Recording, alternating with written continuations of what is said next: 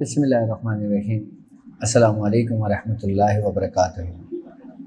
میں اپنے نئے آنے والے معزز ممبران کو اور ان لوگوں کو جو لوگ میرے ساتھ اس روحانی سفر میں شامل ہیں، جو لوگ اس لشکر کا حصہ ہیں، ان تمام لوگوں کو اپنے گھر میں یوٹیوب چینل پر، انسٹاگرام پر، ٹویٹر پر اور خاص کر ٹیلی گرام گروپ پر اور ٹیلی گرام چینل پر خوش آمدید کہتا ہوں، اور امید کرتا ہوں کہ آپ تمام لوگ خیریت سے ہوں گے۔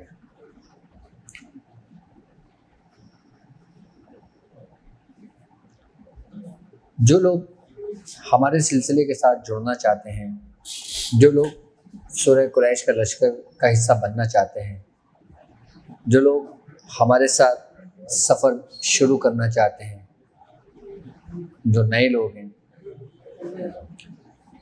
ان کو میری طرف سے اجازت ہے، اور باقاعدہ ڈسکرپشن کے اندر ہمارے ٹیلی گرام گروپ کے لنکس موجود ہیں، ہمارے واٹس ایپ گروپ کے لنکس موجود ہیں، اس میں ہمارے نمبر موجود ہیں، اور اس نمبر کے ذریعے آپ ہم سے رابطہ کر سکتے ہیں، اس نمبر کے ذریعے آپ ہمیں جوائن کر سکتے ہیں۔ لیکن ایک بات یاد رکھیے گا کہ میں نے اکثر دیکھا ہے، میں خود ویڈیوز کے نیچے کمنٹس چیک کرتا ہوں، میں دیکھتا ہوں کہ اس میں باقاعدہ لوگ اپنی بھی مارکیٹنگ کر رہے ہوتے ہیں، تو ایسے لوگوں پہ بھروسہ نہ کریں۔ جو لوگ کمنٹس کے اندر اپنے نمبر دیں یا اپنے لنکس دیں یا اپنی ویڈیوز دیں، ایسوں کا ہمارا کوئی تعلق نہیں ہے۔ اگر میری ہی پروفائل سے اگر کمنٹس کے اندر کوئی نمبر مینشن ہوتا ہے تو وہ میرا اپنا پرسنل نمبر ہوتا ہے، اس چیز کا خیال کریں۔ اس کے علاوہ اگر کوئی اور میسیج کرتا ہے آپ کو تو وہ سمجھ لیں کہ وہ ہماری طرف سے نہیں کیا جاتا۔ ہماری طرف سے کامنٹس کے اندر اگر آپ کو کوئی رپلائی کیا جاتا ہے تو وہ باقاعدہ طور پہ میری پروفائل شو ہوتی ہے، اس پہ لکھا ہوتا ہے ڈاکٹر عبدالواجد شاذلی، وہ بالکل ویلڈ ہے، وہ بالکل اتھینٹک ہے، آپ اسی کی اجازت آپ کے لیے قابل قبول ہے، وہی نمبر آپ لوگوں کے لیے ہے، وہی آپ کے مسائل اور ان کے حل کے لیے ہے۔ اس کے علاوہ اگر کوئی اور شخص کامنٹس کے اندر اپنے نمبر دیتا ہے تو آپ لوگ ان لوگوں سے رابطہ نہ کریں، اور اگر آپ لوگ رابطہ کریں گے تو یہ آپ کا اپنی ذاتی مسئلہ ہے، اس سے ہمارا کوئی تعلق نہیں کسی قسم کا۔ اور ایک بات کا خاص کر خیال رکھیں، جو لوگ ہمارے ساتھ جوائن ہیں، جو لوگ ہمارے گروپ میں ہیں، اب کچھ لوگوں کی مجھے یہ بھی شکایت آئی ہیں، خاص کر کچھ لیڈیز کی اور کچھ جینٹس کی، کہ لوگ پرسنل میں سے رابطہ کرتے ہیں، تو آپ لوگ پرسنل میں بھی اس قسم سے کوئی ڈسکس نہ کیا کریں ایک دوسرے سے۔ اور اگر کسی کو کوئی تنگ اور کوئی پریشان کرتا ہے، کوئی آپ کو پرسنل میسیج کرتا ہے، تو آپ اسکرین شاٹ لے کر میسیج طاہر ندیم قادری صاحب کو گروپ میں دے دیں، یا نویر کو گروپ میں دے دیں، یا پھر پرسنلی مجھے آپ واٹس ایپ کر دیں یا ٹیلی گرام کر دیں۔ یقیناً اس کو 100% اس شخص کو بلاک کر دیا جائے گا اور اس کو پھر گروپ سے نکال دیا جائے گا۔ اور کیونکہ یہ گروپ اور یہ سلسلہ شروع کرنے کا مقصد ہمارا صرف سلسلے کی تعلیمات اور ایک ایسا لشکر تیار کرنا ہے جو باطل کے خلاف کھڑا ہو، جو حق کی آواز بلند کرے، جو ہمارے بزرگوں کا راستہ ہے، جو ہمارے بزرگان دین کا راستہ ہے، جو ہمارے اولیاء اکرام کا راستہ ہے۔ اللہ تبارک تعالیٰ ہمیں اس راستے پہ مضبوطی کے ساتھ استقامت دے اور ہماری غیب سے مدد فرمائے، آمین یا رب العالمین۔ مزید آپ لوگوں کی رہنمائی کے لیے باقاعدہ خود میرا اپنا ایک آفیشیلی چینل میں نے بنایا ہے ابھی، وظائف ود ڈاکٹر عبدالواجد شاذلی کے نام سے۔ یہ نیا چینل بنانے کا مقصد، اس چینل کے اوپر صرف اور صرف 2 سے 3 منٹ اور 4 منٹ کے کچھ ایسے وظائف میں آپ کو تعلیم کروں گا کہ جو آپ کے مسائل اور ان کے حل کے لیے ہوگا۔ اور جو بھی وظائف میں آپ کو تعلیم کروں گا، میں آپ کو پہلے اس وظائف کے بارے میں بتاؤں گا کہ اس وظائف کا تعلق کس خانوادے سے ہے، کس سلسلے سے ہے، اور اس وظائف کی اجازت ہمارے پاس کس سلاسل کے بزرگ سے آئی ہے، اور کس سلاسل کے بزرگ اس اسم کے یا اس وظیفے کے صاحب دعوات رہے ہیں۔ میں جو آپ کو اجازتیں دوں گا وظائف کے اندر، یا جو میں آپ کو وظائف تعلیم کروں گا وہ سراسر ہمارے سلسلے کے اور تمام خانوادوں کے ہوں گے، اور میں تمام باقاعدہ آپ کو ان بزرگوں کے بارے میں بتاؤں گا کہ جن بزرگ سے وہ وظائف منسوب ہے۔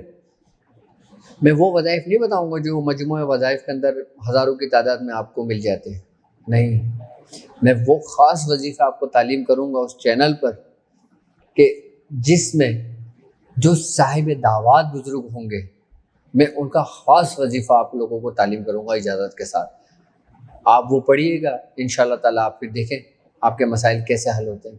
اور دوسری بات، اس سلسلے کے اندر جو نیا چینلس میں نے وظائف وتھ ڈاکٹر عبدالواجد شاذلی کے نام سے بنایا ہے، اس کے اندر میں باقاعدہ آپ لوگوں کے لیے طبی نسخے جات لے کر آؤں گا، اور وہ نسخے لے کر آؤں گا آپ کے لیے، وہ فارمولیشن میں آپ کو دوں گا تمام امراض کے لیے۔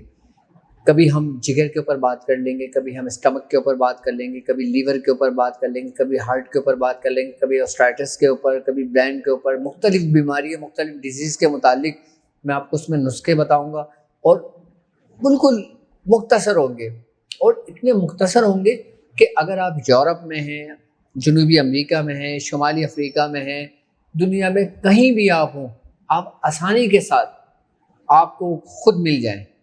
اور میں کوشش یہ کروں گا کہ آپ کو وہ نسخے جات بچاؤں کہ جو آدھی رات کو بھی آپ اپنی کچن کے اندر جا کے نا وہ چیزیں نکال کر اور آپ اپنا علاج کر سکتے ہو۔ اب آدھی رات کو کسی کے پیٹ میں درد اٹھتا ہے شدت سے، اب وہ کہاں جڑی بوٹیاں ڈھونڈتا پھرے گا بیچارہ، اب وہ کہاں میڈیکل اسٹور پہ دوائیں لینے کے لیے جائے گا۔ میں آپ کو ایسے اسی مقصد کے لیے یہی جو ٹوٹکے کہلاتے ہیں، جو مستند نسخے کہلاتے ہیں، جو ہمارے استعمال میں رہے ہیں، جو ہمارے خانوادے کے استعمال میں رہے ہیں، اور جو خاص کر میاں حضور کے اپنے ذاتی ٹوٹکے اور ذاتی نسخے جاتے ہیں، میں انشاءاللہ تعالیٰ اس میں ایک ایک کر کے آپ لوگوں سے شیئر کرتا رہوں گا، تاکہ آدھی رات کو بھی اگر کوئی پرابلمس ہو جاتی ہے، کوئی مسئلہ ہو جاتا ہے، تو آپ اپنے بیماری کا حل اپنے کچن سے ہی کر سکیں۔ اور اب لوگوں کو شدت سے بے چینی سے انتظار ہے۔ یقیناً میں نے ان کو ٹائم دیا تھا، ان سے کہا تھا کہ میں اپنی مصروف زندگی میں سے کچھ وقت دوسرے شہر والوں کے لیے بھی نکالوں گا۔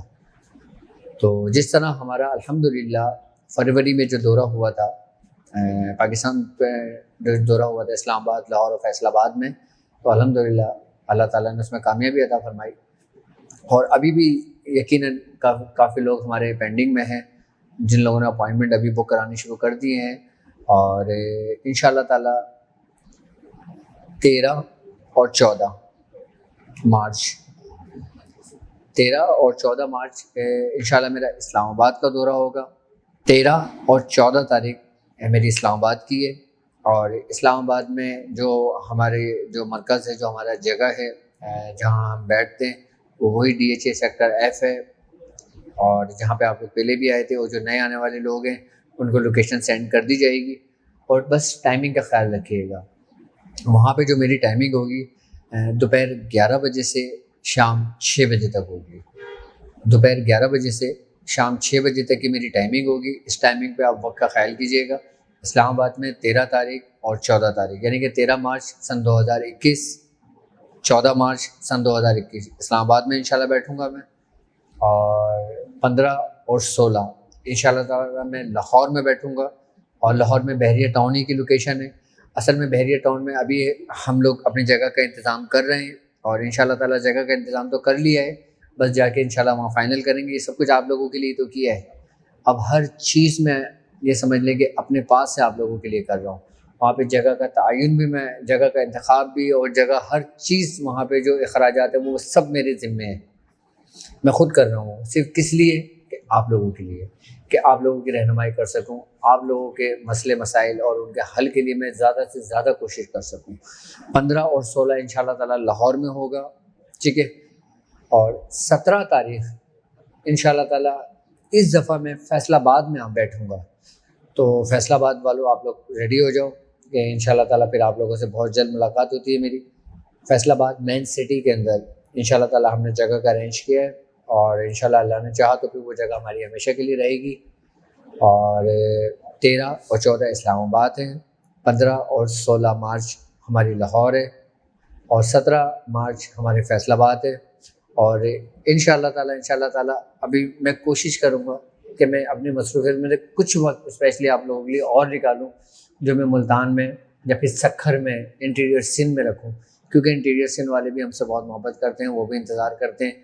تو امید ہے کہ انشاءاللہ تعالیٰ اچھا ہاں جو سکھر میں رہنے والے لوگ ہوں وہ ہمارے پرسنلی کانٹیکٹ میں رابطہ کریں نویر صاحب سے اور طاہر ندیم قادری صاحب سے، تو انشاءاللہ تعالیٰ سکھر میں بھی پھر ہم اپنا ایک مرکز قائم کریں گے انشاءاللہ.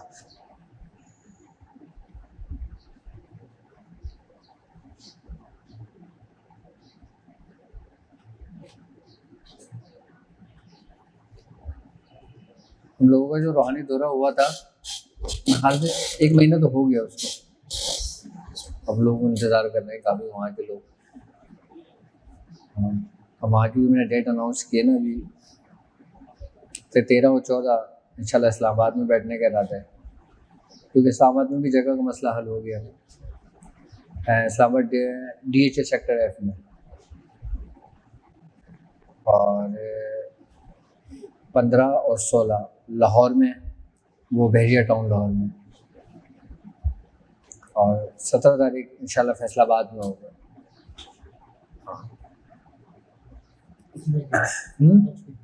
ہاں مارچ میں، ابھی نیکسٹ ویک.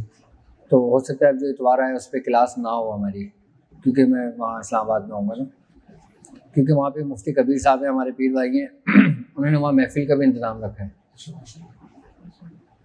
وہ ہر مہینے محفل کرتے ہیں، انتظام اس کا اہتمام کیا ہے.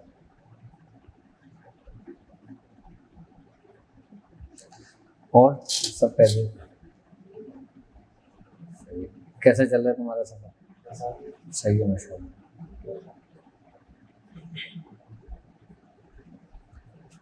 اور اس سفر کے متعلق کسی کے کوئی سوالات ہوں، کوئی معاملہ ہو تو وہ پوچھ سکتے ہیں. کس چیز کے؟ 15 کے اچھا. تمہیں کتنا ٹائم ہو گیا چلتے ہوئے؟ ہاں 6 مہینے ہو گئے.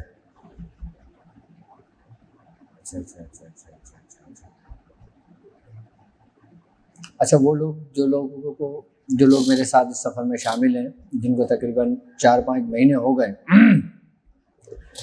پہلے تو مجھے یہ بتائیں آپ لوگ کہ اس 6 مہینے کے اندر جو اتنا سفر طے کیا ہے اس سے کیا فائدہ ہوا؟ اس 6 مہینے میں وقت ضائع کیا ہے یا پڑھا ہے خالی یا پریکٹس کی ہے؟ اس کا ہمیں کیا فائدہ ہوا ہے؟ ہمارے اندر کیا چینجنگ آئی ہے، کیا تبدیلیاں آئی ہیں؟ کیا اسی طرح آپ لوگوں نے پڑھا ہے جس طرح ساری زندگی پڑھتے ہوئے آ رہے تھے، یا اسی طرح چل رہے ہیں جس طریقے سے پہلے چل رہے تھے؟ کیسا سفر چل رہا ہے؟ کیونکہ دیکھیں بات یہ ہوتی ہے کہ میں نہیں چاہتا کہ میرے ساتھ جو لوگ سفر کریں اور پھر ان کی مثال ایسی ہو جیسے کولو کے بیل کی ہوتی ہے، وہ سارا دن چلتا ہے، جب شام ہوتی ہے تو پھر وہ اپنی ہی جگہ پہ کھڑا ہوتا ہے. تو ایسے چلنے کا ہمارا کوئی فائدہ نہیں ہوتا. اگر ہم صرف ثواب کی نیت سے پڑھ رہے ہیں تو الحمدللہ ثواب تو ہمیں مل رہا ہے، لیکن اگر ہم کسی خاص مقصد کے لیے پڑھ رہے ہیں تو اس پڑھنے میں ہمارے اندر کیا تبدیلیاں آئی ہیں، کیا چینجنگ آئی ہے، ہمارے ساتھ کیا کیفیت ہوئی ہے، کیا فیلنگس ہوئی ہے. اور جبکہ ہر چیز کے میں نے باقاعدہ اس چیز کو ایکسپلین کیا ہے، سمجھایا ہے. اب یہ دیکھیں میاں حضور بھی اگر کسی چیز کو اگر شروع کرتے ہیں نا تو ایک چیز کو لے کے شروع کرتے ہیں. ان کا ایک چیز کو شروع کرنے کا مقصد یہ ہوتا ہے کہ آپ کا سارا ذہن جو نا صرف ایک چیز پہ فوکس ہو جائے. پڑھنا ہی ہمیں سب کچھ نہیں ہے. ایک ہوتا ہے پڑھنا، ایک ہوتا ہے سمجھنا. میں اپنی ہر ویڈیو میں آپ لوگوں سے کیا کہتا ہوں کہ آپ لوگ سمجھا کریں. ابھی 6 مہینے اس سفر کو ہو گئے نا، اس 6 مہینے میں کیا تبدیلی آئی ہیں؟ اچھا اب کچھ لوگوں کے یہ سوالات ہوتے ہیں کہ اب ہم سفر تو طے کر رہے ہیں لیکن اب ہم سے جو نا 1900 کی تعداد میں کچھ پرابلمس ہو رہی ہیں. اچھا وہ پرابلم کیا ہو رہی ہیں کہ ہمیں اکتاہٹ ہوتی ہے، پڑھا نہیں جاتا، زبان موٹی ہو جاتی ہے، ہمیں نارملی 3-4 گھنٹے لگتے تھے، اب 6-7 گھنٹے لگتے ہیں. کیوں؟ اس کی کیا وجہ ہے؟ کیا ہم توجہ سے نہیں پڑھ رہے؟ کیا ہمارے پڑھنے میں کوئی خامی ہے؟ کیا ہمیں توجہ کی ضرورت ہے؟ ہمیں کس چیز کی ضرورت ہے؟ ہمیں کیا کرنا چاہیے؟ بھائی کبھی کبھی آپ کے ساتھ ایک ایسی کیفیت ہوتی ہے کہ آپ نارملی 120 مرتبہ سورہ مزمل 2 گھنٹے میں پڑھ لیتے ہو، ٹھیک ہے. کبھی ایسی کیفیت آپ کی ہوتی ہے کہ آپ کو 3 گھنٹے میں بھی نہیں پڑھا جاتا. وہ کیا کیفیت ہوتی ہے؟ وہ کیا فیلنگز ہوتی ہے؟ اس کنڈیشن کو کیا کہتے ہیں؟ کیا یہ صحیح ہے یا یہ غلط ہے؟ ہمارے ساتھ جب ایسی کیفیت ہوتی ہے نا تو ہم کامیابی کے بہت قریب تر ہوتے ہیں. جب ہماری زبان موٹی ہونے لگتی ہے، یا ہم سے پڑھا نہیں جا رہا ہوتا، یا ہمارے اندر خیالات فاسدہ اپنے اندر عروج کو پہنچتے ہیں. شیطان تو آپ کے ساتھ ہے نا، آپ کے خون میں شامل ہے، وہ آپ کو کبھی بھی ترقی نہیں کرتے دیکھے گا، وہ کبھی بھی نہیں چاہے گا کہ آپ ترقی کریں. جب آپ کامیابی کی طرف پہنچیں گے نا، وہ آپ کے اندر خیالات و وسوسہ پیدا کر دے گا، یا ایسی کیفیت آپ کے اندر پیدا کر دے گا کہ آپ کو سفر چلنا مشکل ہو جائے گا. اب آپ کیا سمجھتے ہیں کہ کیا مجھے رجعت ہو گئی ہے؟ کیا مجھے توجہ نہیں ہو رہی ہے؟ کیا میرا دل اس سے اکتا رہا ہے، یا دل کر رہا ہے میں اس کو چھوڑ دوں؟ آپ شیطان آپ کو نا جب سفر شروع کرو گا نا، وہ کبھی بھی نہیں روکے گا آپ کو. آئی بات سمجھ میں؟ لیکن جب آپ اس سفر پہ نکلو گے نا، اور جب آپ صحیح سمت جا رہے ہوگے، پھر وہ آپ کو پیچھے سے روکنے کی کوشش کرے گا. جب آپ چل پڑو گے، ہم جب کسی کامیابی کی طرف پہنچتے ہیں نا، اس وقت ہمیں روکنے کی کوشش ہوتی ہے. تو یہ ہمارے اندر ایک اچھی کیفیت ہوتی ہے، ایک اچھی فیلنگ ہوتی ہے، ہمیں اس میں رکنا نہیں چاہیے. اچھا، جب کبھی ایسی کیفیت ہو نا، آپ اپنا سبق جو پڑھ رہے ہیں وہ پڑھتے رہیں. آئی بات سمجھ میں؟ پھر آپ تصور میں جو نا اپنے شیخ کا تصور کر لیں. آئی بات سمجھ میں؟ اپنے شیخ کا تصور کرنے سے آپ کو کیا فائدہ ہوگا؟ کہتے ہیں کہ جب آپ اپنے شیخ سے محبت رکھتے ہو نا، تو آپ اس کے حسن میں جب غرق ہو جاتے ہو نا، تو سارے خیالات نکل جاتے ہیں. انسان جب کسی چیز میں محو ہو جاتا ہے، گم ہو جاتا ہے، تو وہ پورا خالی ہونے شروع ہو جاتا ہے. شیطان کا وار یہاں نہیں چلتا، باقی ہر جگہ چلتا ہے.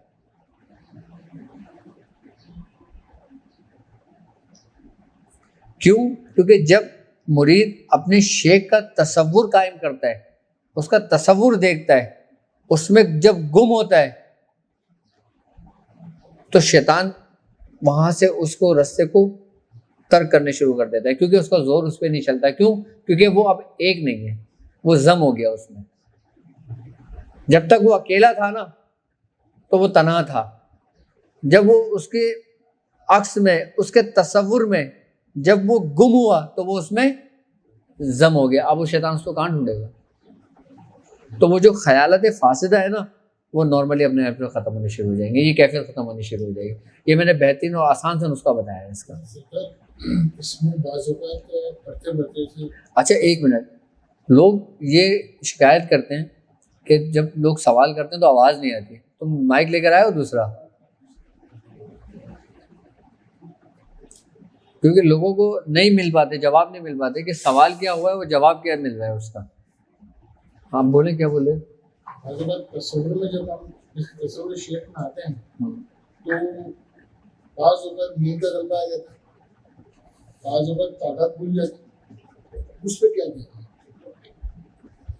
دیکھیں، ایک بات یاد رکھیے گا، ہم نے جو ابتدائی میں پریکٹس کرائی ہے، وہ کیوں کرائی تھی؟ وہ اسی ہی لیے کرائی تھی کہ پریکٹس کے اوپر ہمیں اس پہ کمانڈ حاصل ہو جائے.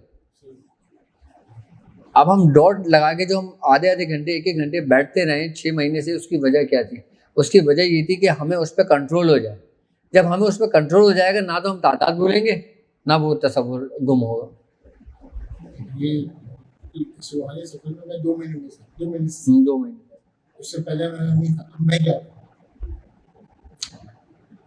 اگر یہ کیفیت اپنے اندر ہے تو سب سے بہترین طریقہ یہی ہے کہ آپ پڑھنے سے پہلے اپنے آپ کو گم کریں آنکھ بند کر کے. اچھا ایک بات یاد رکھنا کہ یہ کام کرنا ہے پڑھائی کرنے سے پہلے, کچھ نہیں پڑھنا. پڑھنے سے پہلے آپ 10 سے 15 منٹ اپنے آپ کو دے دیں, ٹھیک ہے. کرنا آپ نے یہ کہ ہم جیسا تصور قائم کرتے ہیں نا, ہمارے اندر بھی اس جیسے سمٹمس پیدا ہونے لگتے ہیں. کیونکہ ہم جب تصور قائم کر رہے ہوتے ہیں نا تو ہمارا دماغ اس کو ایکسیپٹ کر رہا ہوتا ہے. جب ہمارا دماغ اس کو ایکسیپٹ کر رہا ہوتا ہے نا تو ہمارے دماغ کے اندر وہ خلیات جو اسٹرکچر بناتے ہیں اور وہ ہمارے ذریعے ہمارے اعمال کے ذریعے پھر وہ اس کو باہر کی طرف لے کر آتے ہیں, ایک پورا حوالہ پیش کرتے ہیں. تو ہمارے دماغ کے اندر وہ پروسیس چلتا ہے جو ہم تصور کے ذریعے وہ کام کر رہے ہوتے ہیں. اب ہم نے تصور کرا اپنے شیخ کا, سمجھنا میری بات. اب میں اس کی ابتدا اور اس کی انتہا بتا رہا ہوں. ہم نے سب سے پہلے تصور کرا اپنے شیخ کا, ہم نے اس کی امیجن کرے اور پھر ہم اس کے تسمے گم ہو کے بیٹھ گئے. کبھی رہا کبھی ہٹ گیا, کبھی رہا کبھی ہٹ گیا, کبھی بالکل بلینک ہو گیا. یہ تو ابتدائی دور میں ہوتا ہے. اچھا تصور ایک دم قائم نہیں ہوتا. وہ کہتا ہے کہ دل ڈھونڈتا ہے پھر وہی فرصت کے رات دن بیٹھے ہیں تصور جانا کیے ہوئے. اچھا یہ ہمیں ایک دم نہیں ہوتا. ایسا ہوتا ہے کہ ہم نے چلتے پھرتے اٹھتے فارغ بیٹھے ہوئے ہم نے آنکھ بند کر کے تصور کرنے شروع کر دیا. جب ہم اس کو اپنے زندگی کے معمول میں پریکٹس میں لے کر آئیں گے نا, آہستہ آہستہ آہستہ آہستہ آہستہ وہ ہمارے اندر پختگی آنے لگی ہے. کیونکہ جب ہم کسی کام کو اپنی فطرت بنا لیتے ہیں, اپنی عادت بنا لیتے ہیں نا, پھر وہ کام ہمیں کرنا نہیں پڑتا, پھر وہ ہماری عادت بن جاتا ہے. اب ہم نماز کے لیے صرف 5 وقت کی جاتے ہیں, اس کے بعد ہم بھول جاتے ہیں سب کچھ. ایسا ہی ہے نا. لیکن اب آپ جب کبھی فارغ ہوئے, آپ نے آنکھ بند کر کے اللہ کا تصور کرنے شروع کر دیا, تو آپ کے اندر کیا کیفیت پیدا ہوگی؟ وہی کیفیت پیدا ہوگی جو آپ, اچھا یہ آپ کی عادت بھی بن جائے گی. جب یہ تو ہم پریکٹس کرنا شروع کریں, جو نئے لوگ ہیں یا جن کو 2-3 مہینے ہوئے ہیں وہ چلتے پھرتے اٹھتے بیٹھتے جب فارغ ہوں تب تصور کر کے نا اپنے اندر ایک امیجن بنانے شروع کر دیں, ایک تصور قائم کرنا شروع کر دیں. فائدہ یہ ہوگا کہ جب ہم پریکٹس کرتے رہیں گے نا, جب وہ ہماری عادت بن جائے گی, ہمارا دماغ اس کو ایکسیپٹ کر لے گا. اچھا ہمارا دماغ ہمیشہ ایک بات یاد رکھنا, اس چیز کو ایکسیپٹ کرتا ہے جس کو ہم دماغ کو عادت ڈالتے ہیں. ہم دماغ کو جیسی عادت ڈالیں گے نا پھر وہ اسی چیز کو ویسے ہی ایکسیپٹ کرے گا. اب آپ پڑھائی کرتے ہو 24 گھنٹے میں صرف 2 گھنٹے, باقی 22 گھنٹے آپ غافل رہتے ہو اس سے, تو آپ کا پڑھنے کا کوئی فائدہ ہوگا؟ یہ چیز میں آپ لوگوں سے پوچھ رہا ہوں, 6 مہینے میں کیا آپ نے ایسا ضائع تو نہیں کیا؟ چل رہے ہو, پڑھ رہے ہو, سب کچھ کر رہے ہو, اچھی بات ہے, لیکن 2 گھنٹے کے علاوہ 22 گھنٹوں میں تم نے کیا کیا؟ بھائی ایک شاعر کہتا ہے نا, محو تسبیح تو سب ہے مگر ادراک کہاں, زندگی خود ہی عبادت ہے مگر ہوش نہیں. زندگی خود ہی عبادت ہے مگر ہوش نہیں. اب آپ صرف تسبیح تو لے کے بیٹھ گئے ہو, آپ کو اس کا ادراک نہیں ہے. اچھا ادراک ہمیں کب ہوگا؟ کہ جب ہم اس میں گم ہو جائیں گے. اب ہم کیا دنیاوی کام سارے چھوڑ دیں, بیوی بچوں کو چھوڑ دیں؟ نہیں, ایسا بھی نہیں ہے. آپ دنیا میں رہ کر ہی اپنے معاملات میں گم رہو. کیوں؟ کیونکہ بڑے بزرگ فرماتے ہیں کہ انسان تنہا ہو کر بھی تنہا نہیں ہوتا, انسان بھری محفل میں بھی تنہا ہوتا ہے. وہ جو آپ کی جو 22 گھنٹے ہیں نا, اس 22 گھنٹوں میں آپ نے کیا کیا ہے؟ صرف 2 گھنٹے سورہ قریش آپ نے 1100 بار پڑھنی ہے, صرف 3 گھنٹے آپ نے 1900 بار سورہ قریش پڑھنی ہے. اس کے بعد آپ کے جو 16, 17, 18, 20 گھنٹے وہ کہاں گئے؟ وہ آپ نے دوسری چیزوں میں صرف کیے. پھر پڑھائی کا ٹائم آیا, پھر آپ پڑھنے بیٹھ گئے. تو دماغ کو ایکسیپٹ کرنے میں ٹائم لگے گا, تصور قائم ہونے میں ٹائم لگے گا. اور جب آپ اپنی عادت بنا لیں گے اور جب دماغ کو بھی عادت پڑ جائے گی نا, پھر آپ جب بیٹھو گے نا دماغ فوراً وہ تصویر لا کے سامنے کھڑا کر دے گا. ہم اپنے عادت بنائیں گے نا, جب ہم اپنی عادت بنا لیں گے تو دماغ, ہم جب سوچیں گے دماغ کو پیغام دیں گے, دماغ فوراً وہ چیز سامنے لا کے ہمارے پیش کر دے گا. جب وہ ہمارے سامنے ہوگی پھر ہم اس میں گم ہو جائیں گے. تصور کی قوت کی اہمیت پتہ ہے آپ کو کیا ہے؟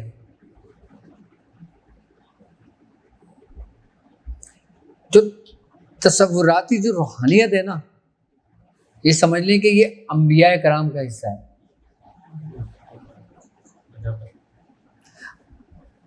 آصف بن برخیا رحمۃ اللہ علیہ السلام، آصف بن برخیا جو وزیر تھے،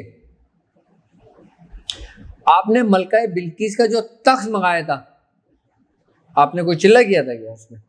آپ نے کوئی پڑھائیاں کرنی تھی کیا کرا تھا آپ نے پھر؟ وہی تصورات تھے نا. تو اصل میں اگر جب کچھ بھی نہیں تھا نا، کیا صرف تصور تھا. یہ اعمال تو بعد میں آئے نا، اعمال خیر اور شر تو بعد میں آئے نا. اعمال خیر اور شر سے پہلے کیا تھا؟ کس کا تھا؟ ہو کا. جب کچھ نہیں تھا تو ہو کا عالم تھا نا. جس قوم کو اللہ رب العزت نے غرق کرنے کا حکم دیا تھا جبرائیل علیہ السلام کو، اس قوم کے اندر جو طاقت جو تھی، اس قوم نے جو ترقی کری تھی، وہ کس بنیاد پہ کی تھی؟ کیا جادو سے کی تھی یا سائنسی وجوہات پہ کی تھی؟ کس پہ کی تھی؟ تصور کے. اصل تصرف ہی ہمارے اندر سب کچھ ہے. قوت ارادی کیا ہے؟ امیجنیشن. یہی قوت ارادی، یہی پاور، یہی قوتیں ہیں جو ہمارے اپنے اندر خیر کی طرف ہمیں لے جاتی ہیں، جو ہمارے اپنے اندر شر کی طرف ہمیں لے جاتی ہیں. خیر کی طرف چلے جاتی ہیں تو یہ اولیاء کرام کا رستہ ہے، شر کی طرف چلی جاتی ہیں تو یہ شیطان کا رستہ ہے. یہ دریا ہے ہمارے اپنے اندر ہی، تصور ہے ہمارے اپنے اندر ہی. اب یہ سرکار غوث پاک نے اس کے بارے میں بڑا تفصیلی سمجھایا ہے. تذکرہ غوثیہ میں موجود ہے باقاعدہ آپ کی دوسری کتابوں کے اندر آپ نے باقاعدہ آپ نے فرمایا کہ مرید کی اب ایک اپنی زمین ہے، اس پہ وہ کاشتکاری کرتا ہے.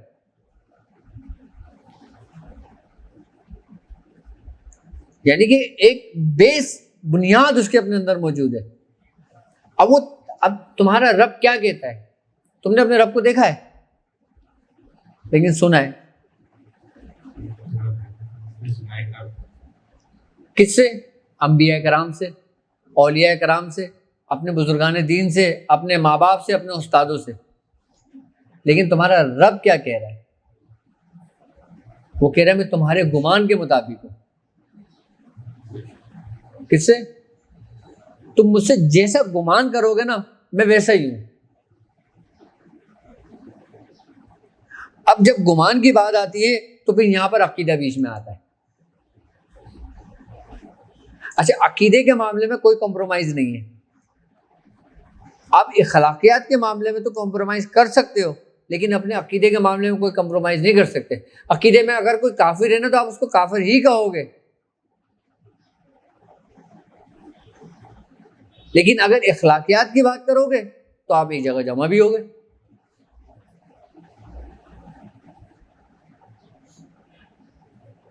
وہ تمہارے گمان کے مطابق ہے. اب تمہیں کس طرح گمان کرنا ہے، کس طرح تصور کرنا ہے. اچھا، اب کسی نے اپنے شیخ کا تصور کیا،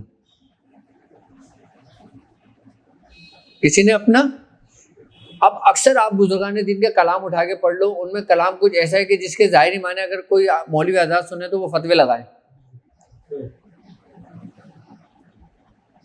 لیکن جو رائٹ ہے شریعت کہتی ہے فتویٰ ہے، اس میں بنتا ہے فتویٰ. جی، لیکن اس شاعر نے اگر وہ ایسی کوئی بات کہی ہے تو کیوں کہی ہے؟ کیونکہ اس نے اپنے اندر وہ چیز دیکھی ہے نا. جب وہ اپنی منزل پہ پہنچا تو اس نے اسی کو کھڑے ہوئے دیکھا ہے. منصور نے کیا کہا تھا؟ انا حق کہا تھا نا.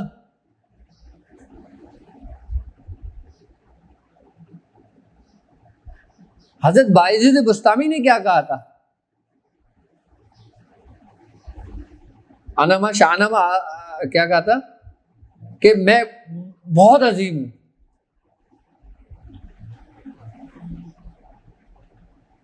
حضرت سیدنا شیخ عبد القادر جیلانی رحمۃ اللہ علیہ نے کیا کہا تھا کہ انا قادر، کہ میں ہی قدرت والا ہوں.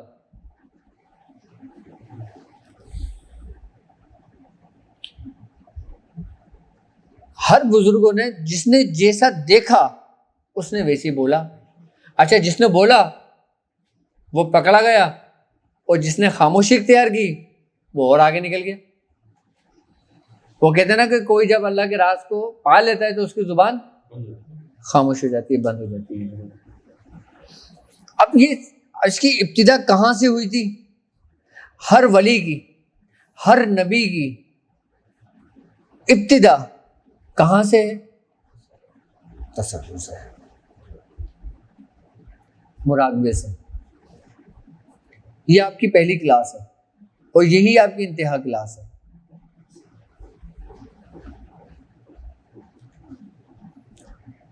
اب یہ ڈاٹ والی جو پریکٹس ہے یہ کیا ہے؟ یہ ایک تصور ہی تو کر رہے ہو نا تم.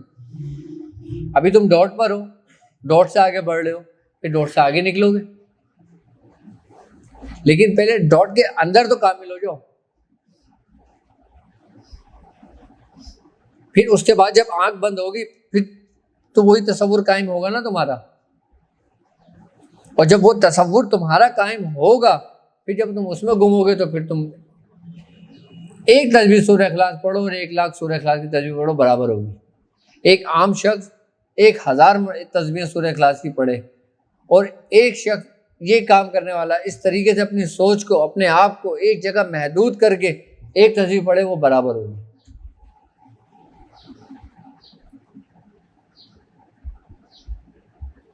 حدیث میں ہے نا کہ عالم کی 2 رکعت نماز نفل جاہل کی 100 رکعت نماز نفل سے بہتر ہے. ہمیں ہر چیز ہمارے سامنے ہے لیکن پھر ہم اس سے غافل ہیں. اچھا ہم یہ سمجھتے ہیں کہ ہمیں روحانیت میں کمال حاصل ہوگا نا تو یہ چلہ کرنے سے ہوگا.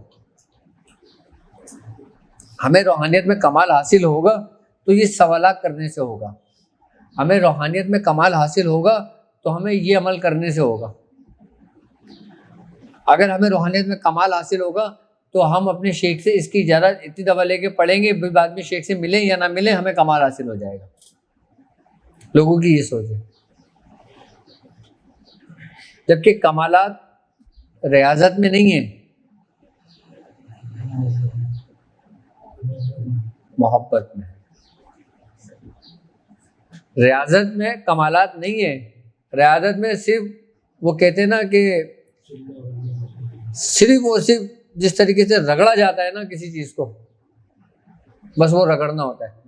اچھا برتن کو جتنا رگڑو گے صرف برتن صاف ہوگا آپ کا ریاضت سے، لیکن ڈالا نہیں جائے گا برتن میں کچھ اس وقت تک جب تک آپ کے دل میں آپ کی شیخ کی محبت کامل نہ ہوگی.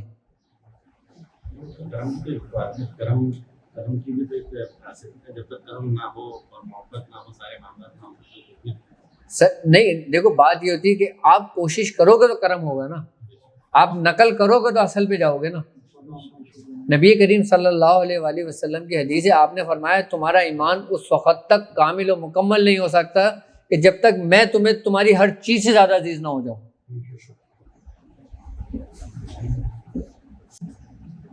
آپ کا فرمان ہے نا. تو روحانیت اگر بیسیکلی اگر دیکھا جائے نا تو سارا انہی کے گرد گھومتی ہے. اور جو روحانیت کا منبع جو ہے نا وہ روح الامین ہے.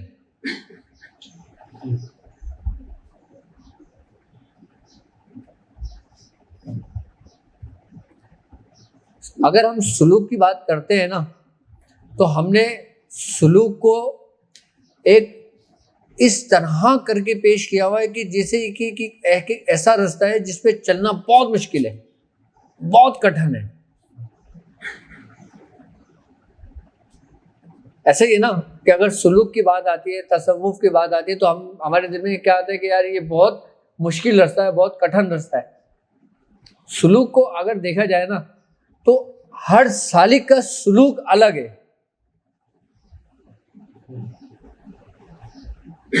کیا ہر سالک کا سلوک الگ ہے، بالکل الگ ہے. اگر دنیا میں 1 ارب لوگوں نے سلوک طے کیا ہے تو 1 ارب لوگوں نے الگ الگ طریقوں سے کیا ہوگا. کیسے؟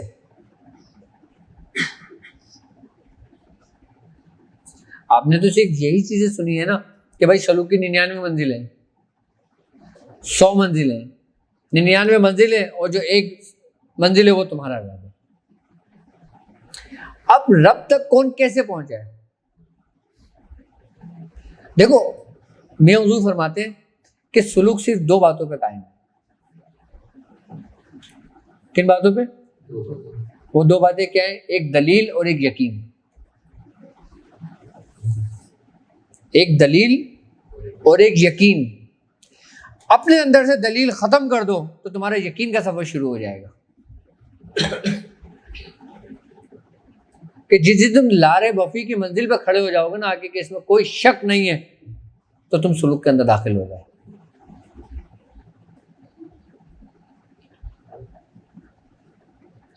یقین کا سفر کب شروع ہوتا ہے ہمارا؟ جب دلیل ختم ہو جاتی ہے. اب بتاؤ دلیل کس نے ختم کری؟ یہاں تو سب سے پہلے ہی دلیل مانگتے ہیں کہ بھائی اس کی دلیل کیا ہے. تو تم اپنے رب کو بے دلیل کیوں نہیں مانتے؟ تو تم اس کے رستے کو بے دلیل کیوں نہیں جانتے ہو؟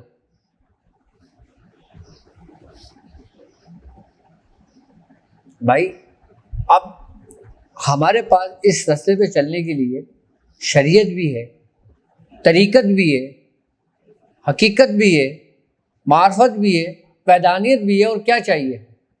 لیکن یہ ہے کیا؟ یہ ہمیں سمجھ سے باہر ہے ہمارے.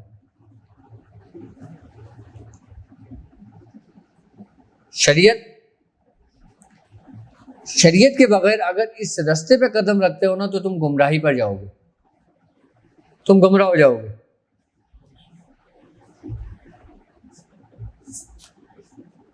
کیونکہ شریعت جو ہے نا لفظ شرع سے، جس کے معنی احکام الہی کے ہیں. طریقت جو ہے نا وہ سرکار دو عالم صلی اللہ علیہ وآلہ وسلم کا رستہ ہے، آپ کا طریق ہے، آپ کا طریقہ کار تھا زندگی کا. اچھا شریعت اور طریقت، جب انسان شریعت پہ عمل کرتا ہے نا پھر وہ طریقت کے رستے پہ قدم رکھتا ہے. جب وہ طریقت پہ چل پڑتا ہے تو شریعت اور طریقت جب ایک ہو جاتے ہیں نا تو اس سے جو اس کو فائدہ ہوتا ہے نا وہ معرفت ہوتی ہے. یعنی کہ شریعت اور طریقت، ان سے جو آپ کو فائدہ ہوتا ہے، فائدہ کیا ہوتا ہے؟ آپ کے اندر جو روحانیت پیدا ہوتی ہے، آپ جو دین کے راستے پر آ جاتے ہو، آپ جو برائی کو ترک کر دیتے ہو، برائی کو چھوڑ دیتے ہو، اپنی نگاہوں کو نیچے کر لیتے ہو، اپنے اندر حیا پیدا کر لیتے ہو، اپنے اندر شیخ کی محبت پیدا کر لیتے ہو. جو اس سے جو آپ کو فائدے ہوں گے نا وہ اس کی معرفت ہوگی. یہ معرفت ہے. اب ہر بندے کی معرفت بالکل الگ ہے. تمہاری معرفت وہ نہیں ہوگی جو ان کی تھی، ان کو جو معرفت عطا ہوگی وہ ان کی تھی، وہ ان کی نہیں ہوگی. معرفت بھی الگ الگ ہے.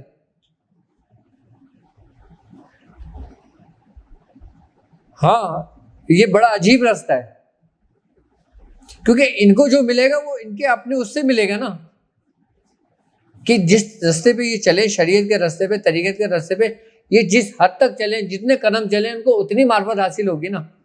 اور ان کو جو معرفت حاصل ہوگی نا وہ ان کے ظرف کے مطابق ہوگی، اس کی شان شان کے حساب سے نہیں ہوگی. کیونکہ اس کی شان شان تو تم برداشت بھی نہیں کر سکتے، تمہارا کل تمہارے ہی ظرف سے ہوگی. اور کون سے راستے پہ ہوگی اور کہاں سے ہوگی؟ وہ ہے طریقت. اور حقیقت کیا ہے؟ حقیقت یہ ہے کہ جب انسان کو معرفت حاصل ہوتی ہے نا پھر جب وہ اس پہ استقامت قائم ہوتی ہے، جب وہ اس پہ ٹھہرتا ہے، تب اس کے سامنے اس کی حقیقت ظاہر ہوتی ہے. پھر جو چیز تجلیات اس کے قلوب پر ہوتی ہیں، اس کے اپنے ذاتی اعمال پر ہوتی ہے، پھر وہ اس کو باقاعدہ طور پہ اپنی آنکھوں سے تصورات یعنی کہ اپنے مشاہدات کو دیکھتا ہے، جس کو حقیقت کہتے ہیں. یہی تو سلوک کا راستہ ہے. بھائی شریعت پہ چل لیے آپ، طریقت کے راستے میں آ گئے. اب ان دونوں کا جو فائدہ ہوا وہ اس کی معرفت حاصل ہو گئی. معرفت جب آپ نے مشاہدہ کیا تو وہ اس کی حقیقت پہ پہنچ گئے. اب جب حقیقت میں آپ اس حقیقت کو اپنی آنکھوں سے دیکھو گے، ایک ہوتا ہے مشاہدہ وہ کہ جو آپ مراقب کی حالت میں دیکھتے ہو، ایک مشاہدہ وہ ہوتا ہے جو آپ آنکھ کھول کے دیکھتے ہو. اہل کاملین کا جو مشاہدہ ہوتا ہے وہ آنکھ کھول کر ہوتا ہے، اور اہل باطن کا جو مراقب جو ہوتا ہے وہ اس کا ہوتا ہے. اب حقیقت میں آپ جو کچھ بھی دیکھتے ہو، جب آپ اس پہ نہیں ٹھہرتے ہو، اس منزل سے اور آگے کی جانب جاتے ہو، تو آپ کہاں جاتے ہو؟ وحدانیت کی طرف. اور وحدانیت کیا ہے؟ وہی تمہارا ذات ہے جو مقام احدیت میں. قل هو اللہ احد. اب شروع کہاں سے کیا؟ شریعت سے. شریعت کس کا حکم ہے؟ تمہارے رب کا. تمہارے رب کے نام سے تمہارا سلوک شروع ہوتا ہے اور اختتام کہاں پر ہوتا ہے؟ اللہ پہ، عادیت پہ. مقام عادیت کو سمجھ لے نہیں تو اس کے وہ ہے. اب اس دوران کا جو سفر ہے اس پہ تمہارے رب نے پورا کا پورا اختیار تمہیں دے دیا. ہاں، پورا اختیار تمہیں دے دیا اور شیطان کو کہہ دیا کہ جو میرے بندے ہیں نا اس پہ تیرا زور نہیں چلے گا.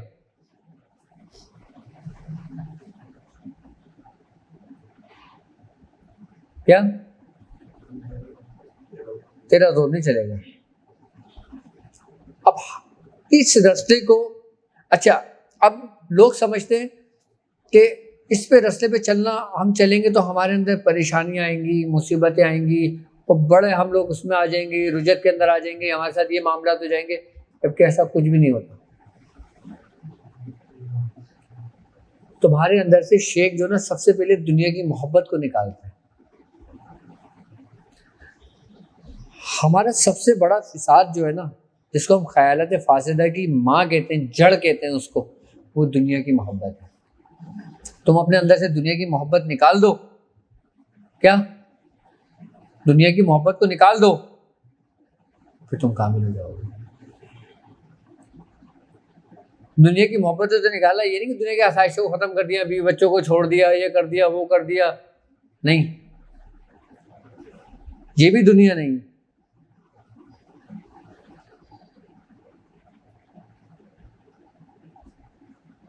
تمہاری دنیا تمہارے اندر ہے. کیا؟ تمہاری دنیا تمہاری اندر ہے. اب تمہاری دنیا کیا ہے تم دیکھ لو. تمہاری خواہشات کہاں جاتی ہیں؟ ایک شیخ کے 2 مرید تھے. شیخ کا وصال ہو گیا. جب شیخ کا وصال ہوا تو سب اپنے اپنے راستے پہ چلے گئے. تو ایک مرید جو تھا وہ بادشاہ بن گیا اور ایک جو تھا وہ اسی حالت میں رہا. دونوں خلیفہ تھے ان بزرگ کے. جب جو اسی حال میں تھا، جب وہ اس شہر میں آیا، اس کو پتہ چلا کہ میرا پیر بھائی بادشاہ بن گیا. اس کو بڑا افسوس ہوا. اس نے کہا یار اس نے اپنے شیخ کا راستہ کیسے چھوڑ دیا؟ شیخ تو منع کرتے تھے. کیا؟ کہ دنیاوی لذت میں پڑنا. دنیاوی، اب میں آپ کو سمجھا رہا ہوں کہ دنیا کیا ہے. کہ دنیا کی لذت میں پڑنا، یہ تو بادشاہ بن گیا، یہ تو آسائشوں میں پڑ گیا، یہ تو تخت پہ بیٹھا ہوگا، یہ تو بڑے عیش و عشرت کی زندگی گزار رہا ہوگا. اس کے دل میں یہ خیال آیا. وہ اس کے پاس جب ملنے گیا تو جب بادشاہ نے اس کو دیکھا، اس کو پہچان لیا، اس کو بڑی عزت دی، اس کو بٹھالا، اپنے پاس بلایا، اپنے برابر میں کرسی لگائی اور اس کو بٹھالا. اب دونوں کی بات چیت ہو رہی ہے. وہ کہنے لگا شخص کہنے لگا تو نے کہ اپنے شیخ کا راستہ چھوڑ دیا جو تجھے شیخ نے امانتیں دی تھیں, تعلیمات دی تھی, کہ تو دنیاوی معاملات میں پڑ گیا. یہ عیش و عشرت, یہ محل, یہ نوکر چاکر, یہ بادشاہت, اور یہ تیرا محل اور یہ تیری سلطنت. تو وہ کہتا ہے نہیں, میں اپنے شیخ کے راستے پر ہوں. کہتا ہے کیسے؟ کہتا ہے اچھا میں بتاتا ہوں کیسے. وہ اپنے وزیر کو بلاتا ہے, اس سے کہتا ہے یہ میرا دوست ہے اور میرے پیر بھائی ہیں, ان کا خیال رکھنا, ان کی بڑا ادب اور ان سے بہت محبت رکھنا. یہ آج رات ہمارے مہمان ہیں, کل ہمارے یہاں میلہ شروع ہو رہا ہے, باقی ہم کل بات کریں گے. اب وہ بھی خوش ہو جاتا ہے کہ بھائی مجھے بھی بڑی عزت ملی ہے. اور جب دوسرے دن دربار لگتا ہے تو بادشاہ اپنے جو پیر بھائی ہوتا ہے اس کو بلاتا ہے اور اپنے وزیر کو بلاتا ہے, کہتا ہے کہ ایک پیالے میں دودھ بھر کے لاؤ. ایک پیالے میں دودھ بھر دیا جاتا ہے اور اس کے دودھ کا پیالہ اس کو دے دیتا ہے اپنے پیر بھائی کو. کہتا ہے ان کو ہاتھی پہ بٹھا لو. بادشاہ حکم دیتا ہے ان کو ہاتھی پہ بٹھا لو اور ان کو میلہ دکھاؤ. تو اس کا پیر بھائی بولتا ہے میلہ تو میں دیکھ لوں گا, لیکن یہ دودھ کا پیالہ دینے کی کیا ضرورت ہے؟ آپ نے فرمایا کہ اگر دودھ چھل گئے تو اس کا سر قلم کر دینا. کیا دودھ چھل کے نیچے گرے اس کا سر قلم کر دینا, اور لے جاؤ یہ میرا حکم ہے, میرا حکم نامہ جاری ہو گیا. اب وہ جو پیر بھائی تھا وہ کہتا ہے ابھی تو اتنی محبت دکھایا تھا, ابھی ظالم و جلاد بن گیا, یہ تو میرا سر قلم کر دے گا. اب جی وہ میلے میں چلے گا, اب اس کی نظر دودھ کے پیالے پہ. اب پورے میلے کے اندر اس کو گھمایا. جب شام ہوئی واپس آیا, اس نے دودھ کا پیالہ خود اتر کے نیچے آیا, دودھ کا پیالہ اپنے ہاتھ سے لیا, کہا آپ میرے پیر بھائی نے پھر عزت دینے شروع کر دیا. اس نے کہا حضور یہ تو بتائیں میلہ کیسا تھا؟ کہہ رہا بھاڑ میں جائے میلہ ویلہ, میری جان اٹکی ہوئی تھی کہ دودھ کا پیالہ نہ چھلک گیا. تو اس نے کہا میری بھی جان ایسی ہی اٹکی ہوئی ہے اس پوری آسائشوں میں, کہ مجھے پتا ہے کہ اگر میرا بھی پیالہ چھلکا تو میرا بھی سر قلم ہو جائے گا. یہ صرف دکھاوا ہے,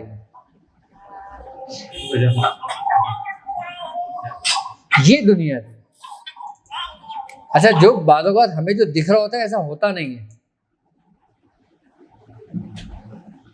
اور جو ہوتا ہے وہ نہیں دکھ رہا ہوتا.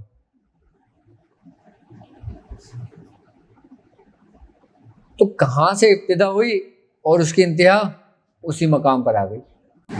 اب سورہ قریش کے ہم نے پڑھنے کے بھی طریقے سمجھائے, اس کے کام کرنے کے بھی طریقے سمجھائے, 15 کے نشر کے بھی طریقے سمجھائے. اور کون سے طریقے سے کہہ رہے تھے؟ جادو کو توڑ کے طریقے بتائے تمہیں,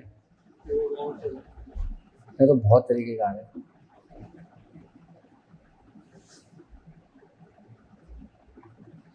اور اعمال کے حوالے سے یہ سوال ہے کہ آپ نے کہا کہ جو بھی کلاس میں آپ نے کہا جو بھی آپ اعمال پڑھیں, ہم اعمال پڑھتے ہیں تو سب سے پہلے تو ہم اس میں یہ ہونی چاہیے کہ ہم خالص اللہ کی رضا کے لیے پڑھ رہے ہیں. اور اس سے یہ فائدہ ہوتا ہے, میاں حضور بھی یہ فرماتے ہیں, اس سے یہ فائدہ ہوتا ہے کہ زکوٰۃ بھی ادا ہو جاتی ہے, ٹھیک ہے نا, اور کوئی رجت وغیرہ بھی پیش نہیں آتی.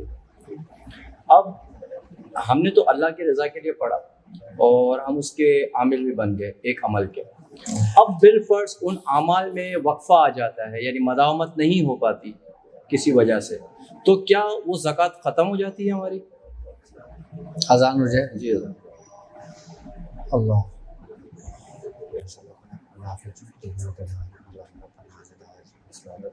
ہماری وسیلہ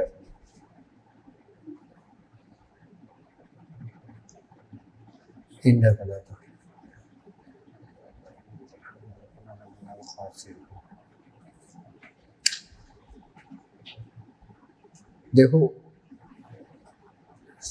سب سے پہلے تو ہمیں پتہ ہونا یہ چاہیے کہ چلہ کیا ہے, زکوٰۃ کیا ہے اور دعوات کیا ہے.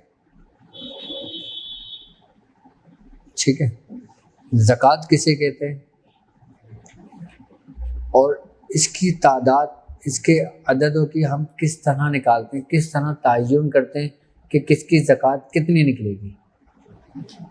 اب جب ہم اس رستے پہ چل رہے ہیں تو یہ چیزیں ہمیں سیکھنی چاہیے کہ اگر کوئی ہمارا مرید ہم سے بولتا ہے کہ ہم نے اسم یا قوی کی زکوٰۃ ادا کرنا ہے تو میں کس طرح کروں؟ اب آپ سوچیں گے یار میں نے تو کری نہیں ہے، میں اس کو کیا تعداد بتاؤں؟ آپ اس کیلکولیشن سے اس کی تعداد نکال کے اس کو بتا دیں کہ اس کی اتنی زکوٰۃ نکلے گی۔ اس کا طریقہ کار کیا ہے میں بتاتا ہوں آپ کو۔ پہلے تو میں زکوٰۃ کے بارے میں سمجھاؤں کہ زکوٰۃ ہے کیا۔ زکوٰۃ کے بیسکلی معنی کیا ہیں؟ زکوٰۃ ہم اس لیے ادا کرتے ہیں نا کہ ہم اپنے مال کو پاک کرتے ہیں۔ اب روحانیت کے اندر اگر ہم اسم الہی کی زکوٰۃ ادا کرتے ہیں یا ہم کسی صورت کی زکوٰۃ ادا کرتے ہیں یا ہم کسی دعا کی زکوٰۃ ادا کرتے ہیں تو سب سے پہلے ہم اپنے باطن کو پاک کرتے ہیں۔ کس کے ذریعے؟ اس اسم کے ذریعے۔ ہم یہ نیت کرتے ہیں کہ ہم اپنے باطن کو پاک کر رہے ہیں۔ کس سے؟ کسی بھی اسم الہی سے یا کسی بھی صورت سے۔ اچھا، تعداد کا تعین کیا ہوتا ہے کہ جیسے مثال کے طور پہ اگر کسی کے عدد نکلتے ہیں 6304، سورہ قریش کے عدد ہے نا یہ۔ اچھا، یہ سورہ قریش کے وہ عدد ہیں جس کو اعلیٰ حضرت نے خود اپنی کتاب شمع شبستان رضا میں بتایا کہ سورہ قریش کے کتنے عدد نکلتے ہیں؟ 6304۔ اب اچھا، یہ جو طریقہ کار ہے نا یہ مختلف طریقہ کار ہیں۔ کچھ لوگ زکوٰۃ اس ترتیب سے نکالتے ہیں اور کچھ لوگ الگ الگ ترتیبوں سے نکالتے ہیں، ٹھیک ہے۔ اب مثال کے طور پہ تعداد ہے 6304،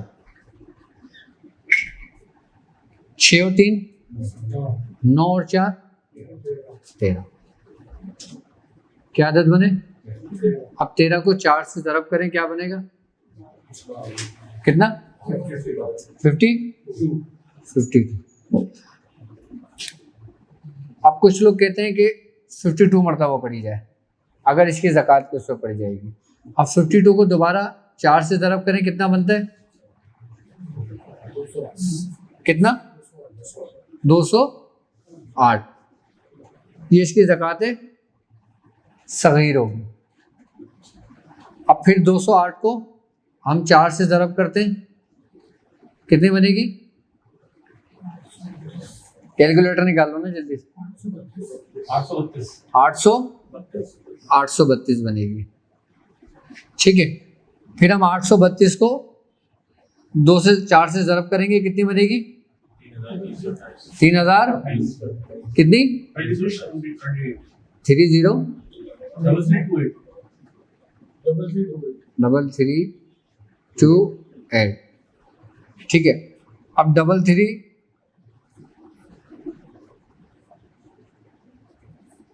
ملٹیپلائی 4 کتنا بنا؟ 13312۔ کچھ لوگوں کے طریقہ کار ایسے ہیں، کچھ سلاسل کے طریقہ کار ایسے ہیں، وہ یہ کہتے ہیں کہ یہ جو تعداد ہوگی نا یہ زکوٰۃ اکبر ہوگی، اور کہتے ہیں کہ اس تعداد کو زکوٰۃ کبیر کہیں گے، اس کو زکوٰۃ صغیر کہیں گے، اس کو خالی زکوٰۃ کہیں گے۔ کسی بھی عدد کو اگر ہم 4 سے ملٹیپلائی کر دیتے ہیں جو عدد کا حصہ بنے گا نا وہ زکوٰۃ میں شمار ہوگا۔ اگر جیسے مثال کے طور پہ کسی اسم کے عدد بنتے ہیں 1532، اب 1532 کو اگر ہم اس میں لے کر آ جائیں تو اس طریقے سے کر لیں، اگر 1532 ہی پڑھ لیں یا 1532 کو ہم اب مثال پہ 6300 بنتے ہیں، اب 6304 ضرب 4 کریں گے کیا بنے گا؟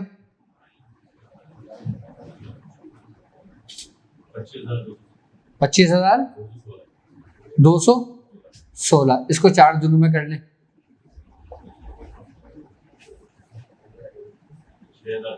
6300 کی تعداد بنے گی۔ زکوٰۃ نکالنے کے مختلف طریقے کار ہیں۔ اس ترتیب کے ساتھ بھی زکوٰۃ آپ نکال سکتے ہیں، اور جو سلاسل کے جو بزرگوں کے ساتھ طریقے چلے آ رہے ہیں اس سے بھی طریقے نکال سکتے ہیں۔ 13,312 ہے، اس کو ڈیوائڈڈ بائی 4 کریں گے 4 دن یا ایک دن میں ایک مرتبہ پڑھی گی؟ یہ ایک دن پڑھی جائے گی، ہاں ایک دن میں پڑھی جائے گی، تو اس کی زکوٰۃ ادا ہوگی ایک ہی دن میں زکوٰۃ ادا ہوگی۔ ہاں، اس کے مختلف طریقے کار ہیں۔ ہاں، اچھا کچھ کہتے ہیں کہ یہ جو طریقہ کار ہے اتنا مستند نہیں ہے، لیکن کچھ اس پہ اتفاق کرتے ہیں کہ نہیں یہ اچھا اور سب سے بہترین طریقہ ہے. ہمارے سلاسل کے اندر اسی ترتیب سے بھی ہم لوگ نکال کے زکوٰۃ کے طریقے سمجھاتے ہیں، اور جو وہ طریقے کار جو ہمارے بزرگوں کے ہیں اس طرح سے بھی چلاتے ہیں.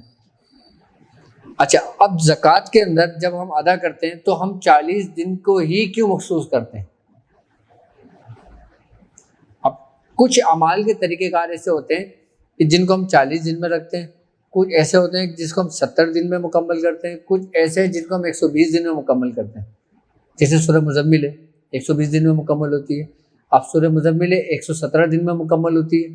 117 کی تعداد 117 دن بھی پڑھی جاتی ہے، یہ بھی زکوٰۃ کا طریقہ ہے. 120 مرتبہ سورہ مزمل 120 دن تک پڑھی جاتی ہے، یہ بھی ایک طریقہ کار ہے. ہم نے کیے ہوئے طریقے یہ اس طریقے سے 117 مرتبہ 117 دن تک کرا ہے، پھر 120 مرتبہ 120 دن تک پڑھا ہے، پھر 92 مرتبہ 92 دن تک پڑھا ہے. اس میں بھی جگہ ٹائم کیا ہمارا کوئی کام ہی نہیں ہوتا، کہیں جانا ہی نہیں ہوتا تھا. ہاں، گھر سے مطلب سے گھر سے مطلب پاپا کا، بس اور کیا ہوتا تھا. ارے میں ابھی نکل رہے 2000 شادی کے بعد میں نکلا ہوں باہر، ورنہ میں تو حیدرآباد تک نہیں گیا تھا اپنے اس کام کی وجہ سے، پڑھائیوں کی وجہ سے. یہ زکوٰۃ کے طریقے کار ہوتے ہیں اس کے. اچھا، 40 دن کے جو بزرگان دین فرماتے ہیں نا، وہ صرف اس نسبت کی اس سے فرماتے ہیں کہ اللہ رب العزت نے حضرت موسیٰ علیہ السلام کو 30 دن کے لیے بلایا تھا. کہاں پر؟ کوہ طور پر. اور اللہ تعالیٰ کہتا ہے کہ ہم نے 10 دن بڑھا کے 40 دن میں اس کو مکمل کر دیا، پورا کر دیا. وہ تمہارے رب نے کیا تھا. اور یہاں پہ تمہارے شیخ کا حکم ہوتا ہے 40 دن میں مکمل کرنے کا. اچھا، 40 کا جو سیگا ہوتا ہے نا، یہ سمجھ لیں کہ یہ ایک اپنے اندر ایک خاصیت، ایک سریت رکھتا ہے. کس کی؟ جاذبیت کی.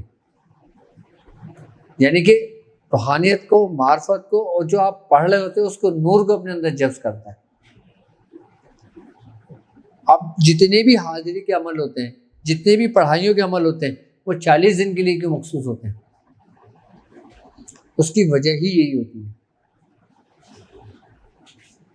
اچھا، یہ تو ہو گیا زکوٰۃ کا طریقہ اور چلے کا طریقہ. چلے کے اندر بھی یہی ہوتا ہے. کچھ چلے 11 دن کے ہوتے ہیں، کچھ 21 دن کے ہوتے ہیں، کچھ 40 دن کے ہوتے ہیں، کچھ 120 دن کے ہوتے ہیں، کچھ 7 سال کے ہوتے ہیں.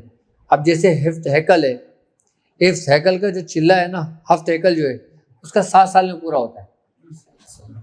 ہاں، ہر ہیکل 360 مرتبہ روز پڑھا جاتا ہے اور 360 دن تک پڑھا جاتا ہے. یہ 7 ہیکل ہیں، تو 7 سال میں جا کے یہ چلہ مکمل ہوتا ہے. ایک ہیکل روزانہ 7 ہیکل 360 کو ملٹیپلائی. ہاں، اس طرح پڑھا جاتا ہے. یہ پہلے ہیکل کے اندر آیت الکرسی ہے. ہاں، چھوٹے چھوٹے. ہاں، 360 مرتبہ پڑھا جاتا ہے یہ. لیکن جو لوگ ہفت ہیکل کا عمل کرتے ہیں وہ 7 سال کا چلہ اس کا ہے. اب سورہ مزمل کو لے لیں آپ، 120 بار آپ روز پڑھتے ہیں تو تقریباً میرے خیال سے 3 سال میں 1.25 لاکھ ہو جاتی ہے.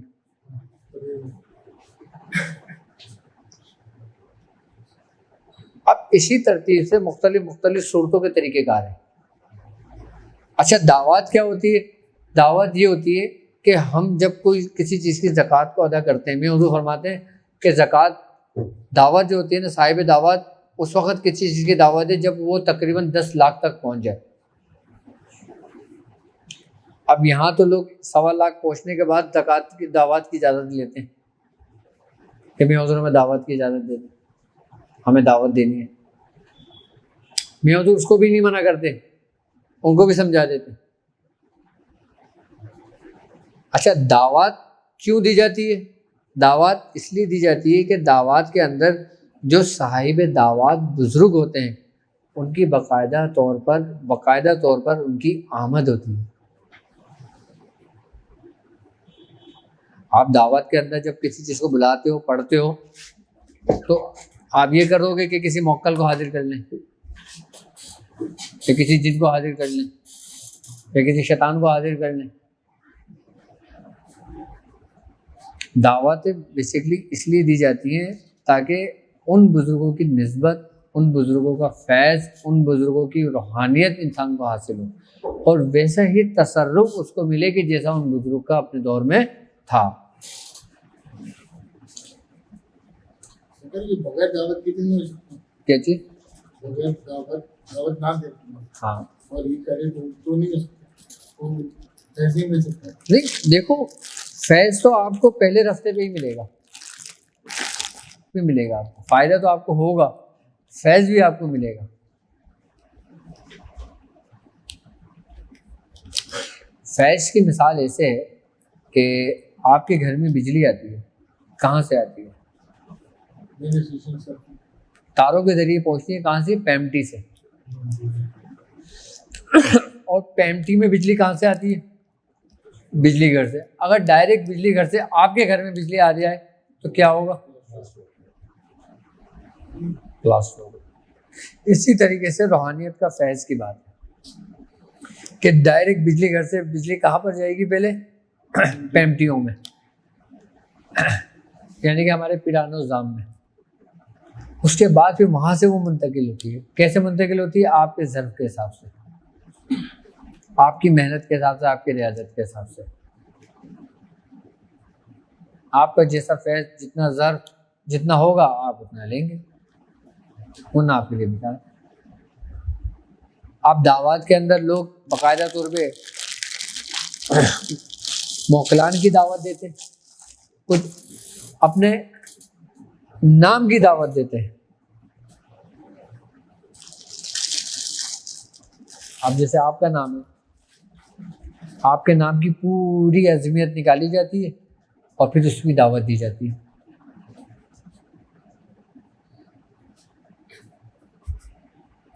اب کچھ لوگ اپنے شیخ کے نام کی دعوت دیتے ہیں، کچھ لوگ سورہ مزمل کی دعوت دیتے ہیں، کچھ لوگ سورہ قریش کی دعوت دیتے ہیں۔ دعوت کا بیسیکلی مطلب کیا ہے؟ کسی کو انوائٹ کرنا ہے، انوائٹ کرنا، ایک خادمین کو انوائٹ کرنا ہے اور ایک مالک کو بلانا ہے۔ عام لوگوں جو دعوت دیتے ہیں نا، وہ خادمین کو بلاتے ہیں، اور جب تمہیں شیخ حکم دیتا ہے نا، پھر وہ مالک کے لیے دعوت ہوتی ہے۔ بلایا نہیں جاتا، مالک کو دعوت دی جاتی ہے، وہ قبول کریں نہیں کریں وہ ان کا مسئلہ ہے۔ قبول کر لیا تو تمہاری نسلوں میں کام آ گئی۔ خود طلب کرنا اور ہے اور شیخ کا عطا کرنا اور ہے۔ ایک آپ طلب کر رہے ہیں اور ایک شیخ دے رہا ہے، زمین آسمان کا فرق ہے۔ ایک آپ نے اپنی مرضی سے مانگا ہے اور شیخ نے آپ کو بلا کر دیا ہے، تو زمین آسمان کا فرق ہے۔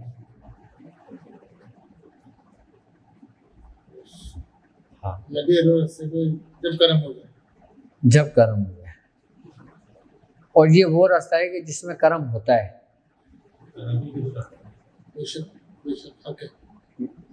لازمی ہوتا ہے۔ اس میں ایک سب سے پیچھے رہنے والا شخص بھی کیا نہیں پتا ہوتا کہ آنے واحد میں کہ وہ سب سے پہلی صف میں آگے، سب سے آگے کھڑا ہو جائے گا، رتبے میں، مقام میں، روحانیت میں، ہر چیز میں۔ یہ ایک ایسا راستہ ہے، ایک ایسا سفر ہے جسے چاہ اپنا بنا لیا۔ یہ بڑے کرم کی فیصلہ ہے، یہ بڑے نصیبوں کی بات ہے۔ اس میں سب سے پیچھے رہنے والا شخص بھی، اچھا میں آپ کو ایک بات بتاؤں، مجھے یاد نہیں پڑتا، ابھی بھی اور پہلے بھی، جب ہماری محفل ہوتی تھی نا، تو ہمارے پیر بھائی سارے لوگ ہمیں بولتے تھے کہ آپ سارے شہزادے ایک ساتھ بیٹھا کرو۔ یہ بات میں آپ کو بتا رہا ہوں آج سے 10 15 17 سال پرانی۔ میں پتہ ہے کہاں بیٹھتا تھا؟ چپلوں کے پاس، جہاں پہ آپ لوگ بیٹھے ہو۔ ہماری ہمت نہیں ہوتی تھی اپنے شیخ کے برابر میں بیٹھنا، شیخ کے ساتھ بیٹھنا۔ ہاں، میں ہمیشہ لوگوں کی چپلوں میں بیٹھتا تھا اور لوگوں کی چپلیں سیدھی کر کے رکھتا تھا اور جگہ بناتا تھا آنے والوں کے لیے۔ میرا کام یہ تھا، بلکہ یہ ابھی بھی یہ میرا کام ہے شروع سے.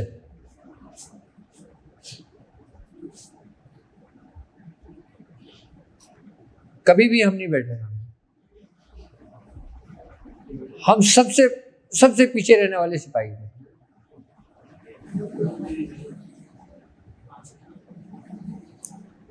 جب کرم ہوا تو ایسا ہوا کہ لاؤ ہاتھ دو اور آؤ اوپر.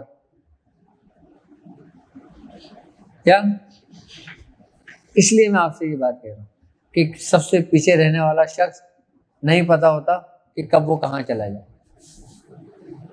جب تک تم خادم نہیں بنو گے نا، جب تک تم خادم نہیں ہوگے تم مخدوم نہیں بن سکتے.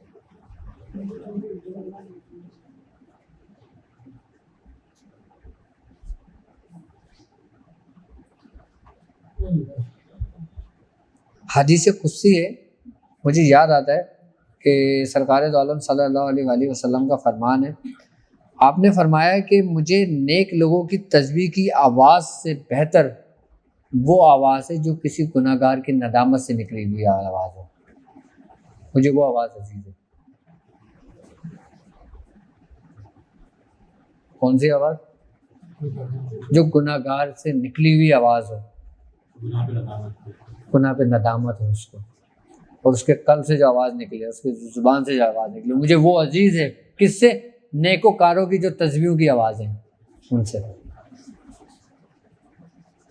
کہتے ہیں کہ ایک لمحے میں ایک گناہ گار شخص اولیاء اللہ کی صف میں آگے کھڑا ہو جاتا ہے، صرف ایک لمحے میں، کہ جب وہ اپنے زبان سے اقرار کر لے، اپنے دل سے تصدیق کر لے کہ میں گناہ پہ تھا، کہ میں خطا پہ تھا.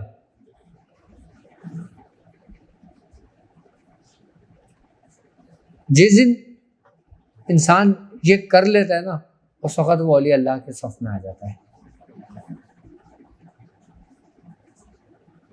بس. اور اس میں سب سے زیادہ آپ کی ماں باپ کی دعاؤں کا صلہ ہوتا ہے. اس میں میں نے ہمیشہ ان لوگوں کو کامیاب دیکھا ہے جن کے پیچھے میں نے ان کے ماں باپ کا ہاتھ اور دعائیں دیکھی اس راستے میں. اب ہم اس راستے پہ تو چل رہے ہیں، اپنے ماں باپ کو ہم نے ناراض کیا ہوا ہے، تو ہمیں اس راستے پہ چلنے کا فائدہ کچھ بھی نہیں ہوگا. چاہے تمہارا شیخ کتنے ہی کامل کیوں نہ ہو، تمہیں کوئی فائدہ نہیں ہوگا، تمہارے گھر والوں کو ضرور ہوگا. تم وہیں کے وہیں رہو گے اس وقت تک جب تک تم اپنے ماں باپ کا حق ادا نہ کر دیتے.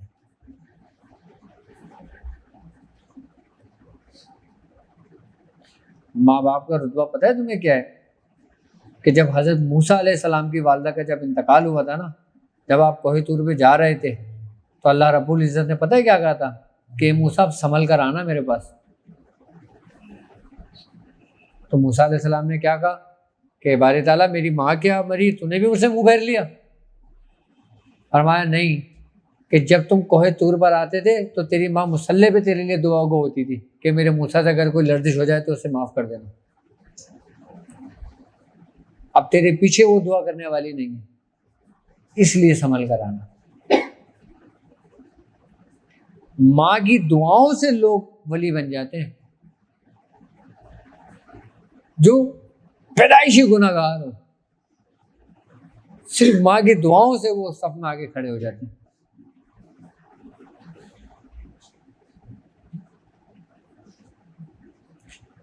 ہر ولی کی تربیت کس نے کی ہے؟ ابتدا میں ہر نبی کی تربیت پرورش کس نے کی ہے؟ ماں نے. تو ماں کی دعا تو نبیوں کے کام آئی ہے، ولیوں کے کام آئی ہے. اور آج ہم کس جگہ پہ کھڑے ہیں، کس دوراہے پہ کھڑے ہیں، ہمیں نہیں پتا. اوروں کے ساتھ ہمارا بڑا اچھا انداز ہوگا بات کرنے کا، حسن اخلاق ہوگا، اور گھر والوں کے ساتھ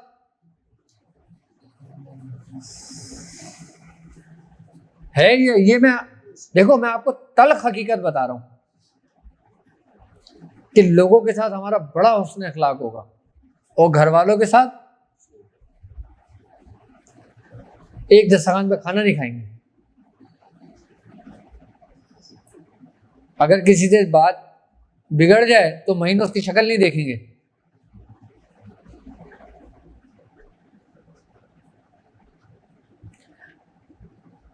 اچھا یہ ہے بنیادی بات ہے.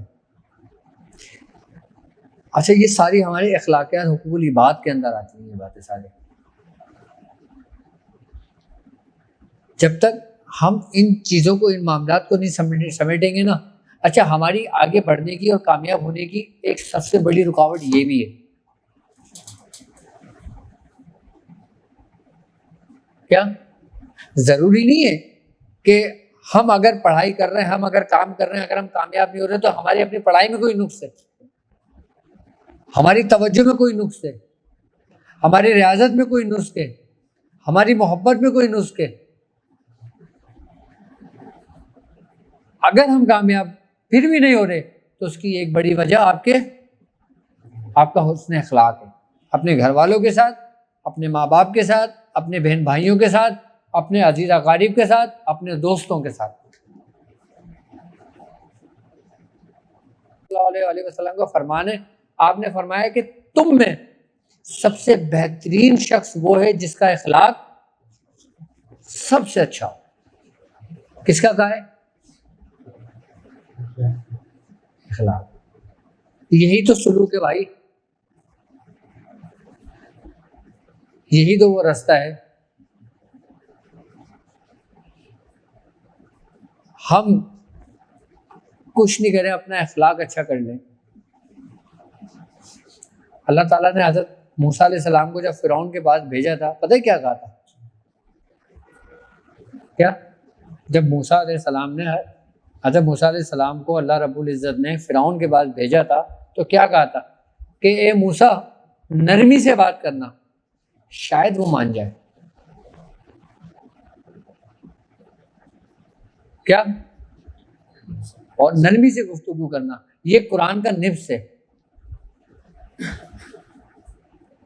کہ اور نرمی سے گفتگو کرنا, نرمی سے بات کرنا کہ شاید وہ مان جائے. کس کو کہہ رہا اللہ تعالیٰ؟ اپنے محبوب کو. اس کو ضرورت کیا ہے؟ وہ تو کہتا ہے میں تیرے ساتھ ہوں, تو جا. کیوں؟ کیونکہ تمہارا اخلاق, تمہاری عاجزی, ہر چیز کا اثر سامنے والے پہ پڑے گا. تم اتنا لوگوں میں مقبول ہوگے, اتنی تمہارے دلوں میں, لوگوں کے دلوں میں تمہاری محبت ہوگی اگر تمہارا اخلاق اچھا ہے, چاہے تم لاکھ کچھ جیسے بھی ہو. آج ہم نے یہ چیزیں چھوڑ دی اور دوسرے مذاہب کے لوگوں نے یہی چیزیں اپنا لی. آپ کرسچن کمیونٹی کے اخلاق دیکھ لو, آپ یہودیوں کا اخلاق دیکھ لو.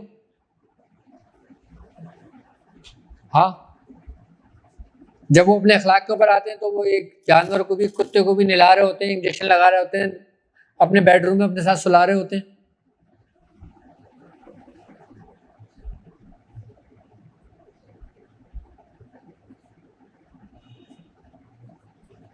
اور ہم اپنے ہی ساتھ لوگوں کے ساتھ کیا ہمارا رویہ ہوتا ہے؟ ہماری کامیابی کی سب سے بڑی رکاوٹ یہ وہ بنیادی معاملات ہیں جو میں آج آپ لوگوں کو بتا رہا ہوں کہ جس میں حقوق الوالدین ہے, حقوق العباد ہے. اچھا حقوق اللہ کی بات نہیں کرو, وہ تو تمہارا اور رب کا معاملہ ہے. کیا؟ وہ تمہارا اور رب کا معاملہ ہے. آپ نماز نہیں پڑھو, وہ کس کا معاملہ ہے؟ آپ روزہ نہیں رکھو, وہ کس کا معاملہ ہے؟ آپ حج نہیں کرو, وہ کس کا معاملہ ہے؟ آپ ذکر نہیں کرو, کس کا معاملہ ہے؟ آپ ان کو تنگ کرو, ان کے دل سے کوئی ہاں نکلے, وہ کس کا معاملہ ہے؟ آپ ان کو دھوکہ دو, وہ کس کا معاملہ ہے؟ آپ ان کو پریشان کرو, وہ کس کا معاملہ ہے؟ تو تمہارا رب تمہیں پھر نہیں چھوڑے گا کہ جب ان کے اوپر کوئی بات آئے گی. دیکھو فرعون نے خدائی کا دعویٰ کیا, اللہ نے کچھ نہیں کہا, اس کی شان پہ کیا فرق پڑتا؟ فرعون نے ظلم کیا, اس نے کچھ نہیں کہا. لیکن جب فرعون نے حضرت موسیٰ علیہ السلام کو تنگ کیا, ان کو عزت دی, تو اللہ رب العزت نے اسے گردن سے پکڑ لیا. وہ اس معاملے میں معاف نہیں کرے گا, وہ بندوں کے معاملے میں تم سے کمپرومائز نہیں کرے گا. وہ اپنی مخلوق کے معاملے میں تم سے کمپرومائز نہیں کرے گا، اپنے معاملے میں تو کر لے گا، کیونکہ وہ کریم ہے، وہ غفور ہے، وہ رحیم ہے، وہ انصاف کرنے والا ہے۔ اور انصاف کب کرے گا؟ کہ جب تمہارا اور میرا آمنا سامنا ہوگا۔ جج فیصلہ کب سنائے گا؟ جب دونوں کی سنے گا۔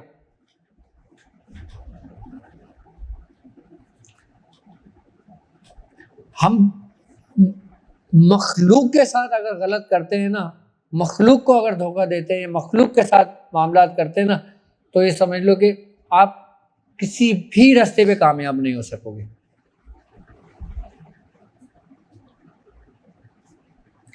ہماری ناکامی کی وجہ سے بڑی یہ بھی ہے۔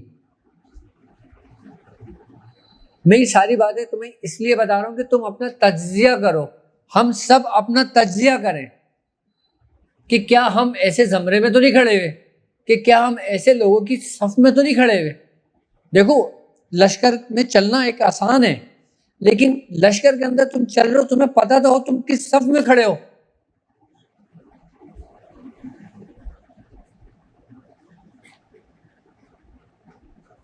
بھائی جس لشکر کا تم حصہ ہو، تم یہ تو دیکھو کہ کس صف میں ہو، کہ کہیں منافقت لوگوں کی صف میں تو نہیں ہو، کہیں منافقوں کی صف میں تو نہیں ہو، کہیں حاسدوں کی صف میں تو نہیں ہو، کہیں دشمنوں کی صفوں میں تو نہیں ہو۔ یہ ہمیں کیسے پتہ چلے گا؟ اپنا تجزیہ کرنے سے، روز سونے سے پہلے دن بھر کے معاملات اپنے سامنے لایا کرو کہ آج میں نے کس کے ساتھ کیا سلوک کیا ہے، آج میں نے کس کے ساتھ کیا معاملات کیا ہے۔ دیکھو تمہاری زندگی نا عبادت بن جائے تو کہنا۔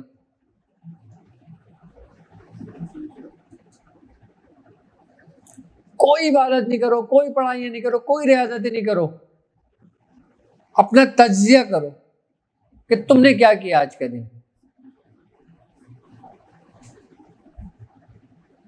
یہ سارے رستے، یہ ساری چیزیں ہمیں محسن انسانیت سرکار دو عالم صلی اللہ علیہ وآلہ وسلم بتا کے گئے، سمجھا کر گئے۔ آپ نے پوری زندگی اپنی صرف کر دی۔ سلام اس پر کہ جس نے بادشاہت میں فقیری کی، کہ جب آپ چلیں تو پہاڑ چڑھ کے بولیں گے سونے کے ہو جائیں، کہ آپ اپنا مصطلح ہٹائیں تو زمین کے سارے خزانے ظاہر ہو جائیں، سارے خزانوں کی کنجیاں اللہ تعالیٰ نے آپ کو بھجوا دی کہ میرے محبوب کو دے دیں، اور آپ نے اس کو واپس لوٹا دیا۔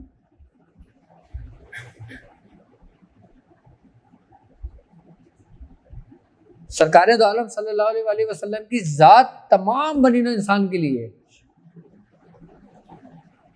اب یہ تمہارے اوپر ڈیپینڈ کرتا ہے کہ تم اسے کیسے دیکھتے ہو، کہ تم اپنا تجزیہ تو کرو۔ آج ہمارے اندر اگر ہم حقوق عباد کی اگر بات کرتے ہیں تو ہمارے اندر اتنا شر پھیلا ہوا ہے، اتنا وہ ہے کہ ایک دوسرے کے ساتھ کھانا کھانے، پانی پینے کو ایک وہ کرتے ہیں کہ پانی نہیں پیتے، کھانا نہیں کھاتے۔ بھائی وہ ان کا اور رب کا معاملہ ہے نا، تمہارا اور رب کا معاملہ تھوڑی ہے۔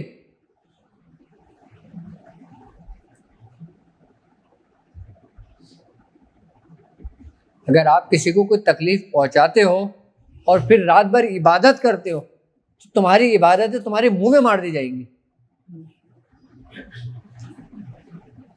فوائل للمصلین الذین هم عن صلاتہم، کیوں کہا گیا ہے کہ بڑی خرابی ہے ان نماز پڑھنے والوں کی جو اپنی نمازوں سے غافل ہیں۔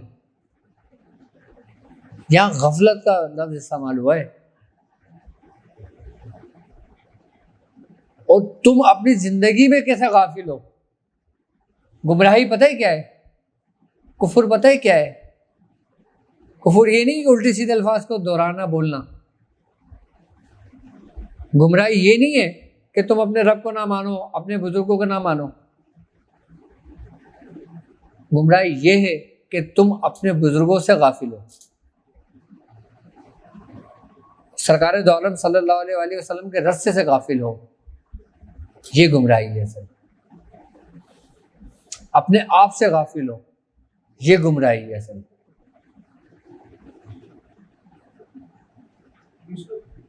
جو اپنے برا کریں آپ کے ساتھ ان سے دور رہنے میں بھلائی ہے، ہم نے بے بس یا ویسے ہونے بھی تو نہیں رہنا کہ آپ لوگ آپ کے ساتھ برا کرتے رہیں، آپ کو برا کر دیتے ہیں اور آپ بے بس ہو کے رہ جائیں اور جواب بھی نہ دیں۔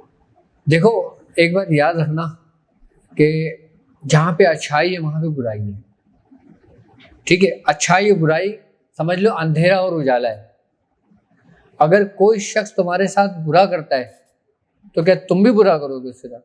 تو پھر تم میں اور اس میں کیا فرق رہا؟ میں وہی سمجھا رہا ہوں نا آپ کو، میں وہی سمجھا رہا ہوں کہ اس صورت انسان کو خاموشی اختیار کرنی چاہیے۔ اب میں آپ کو ایک بات بتاؤں، آج کل یہ معاملہ بہت زیادہ چل رہا ہے کہ ہم کسی کے لیے بہتر کرنے کی کوشش کرتے ہیں، ہمارے دل میں ارادہ ہوتا ہے کہ یار نیت ہوتی ہے کہ ہم اس کے لیے اچھا کر رہے ہیں، لیکن وہ ہوتا برا ہے۔ کیا ہوتا؟ وہ برا ہے۔ تو کیا کرنے والے کے اوپر اس کا اثر ہوگا؟ اب میں کھلے لفظوں میں تمہیں سمجھاتا ہوں، ایسے بہت سارے کیسز میرے پاس آتے ہیں، شوہر نے دوسری شادی کر لی، اب پہلی بیوی اس سے محبت کرتی ہے، دوسری بیوی اس سے محبت کرتی ہے، اب پہلی بیوی یہ کہہ رہی ہے کہ کچھ ایسا کر دیں کہ اس کو چھوڑ دیں۔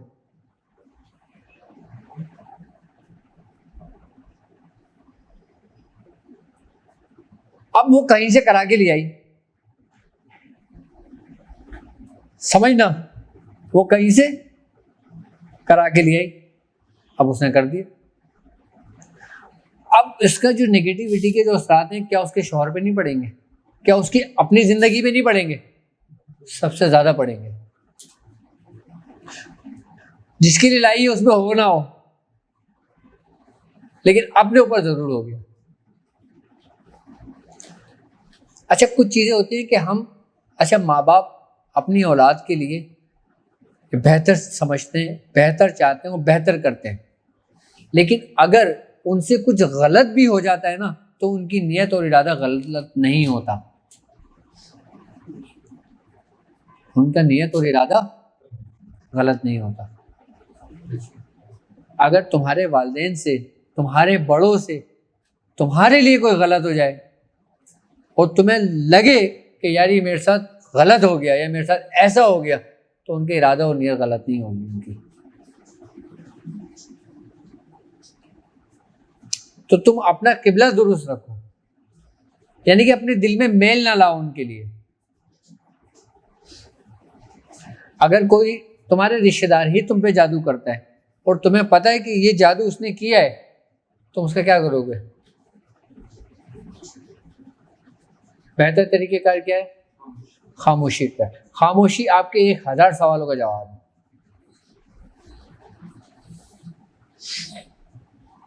خاموشی کی طاقت کو سمجھتے ہو؟ نہیں سمجھتے؟ خاموشی کی میں تمہیں ایک چھوٹی سی طاقت بتاؤں۔ خاموشی کی طاقت یہ ہے کہ بڑے بزرگ فرماتے ہیں کہ آنکھ بند، ناک بند، منہ بند، کان بند، نام نرنجن لے، اندر کے پٹ جب کھلے جب باہر کے پٹ دے۔ یعنی کہ جب تم اپنے سارے باہر کی چیزیں بند کر لو گے نا، جب اپنے اندر کی خاموشی میں گم ہو جاؤ گے تو تمہارے اندر سے جو آوازیں نکلیں گی نا، تو پھر وہ ایک اسرار ہے، پھر وہ ایک راز ہے۔ خاموشی سب سے بڑی عبادت ہے۔ جی اپنے رشتے داروں کو تو نہ اگر کو پتہ ہے کہ اس نے جادو کیا ہے، نہ آپ اسے قتل کر سکتے ہیں، نہ آپ اس کے اوپر جادو کروا سکتے ہیں، کیونکہ اگر جادو کروائے تو آپ خود بھی کافر ہو گئے۔ اس نے تو کیا جو کیا۔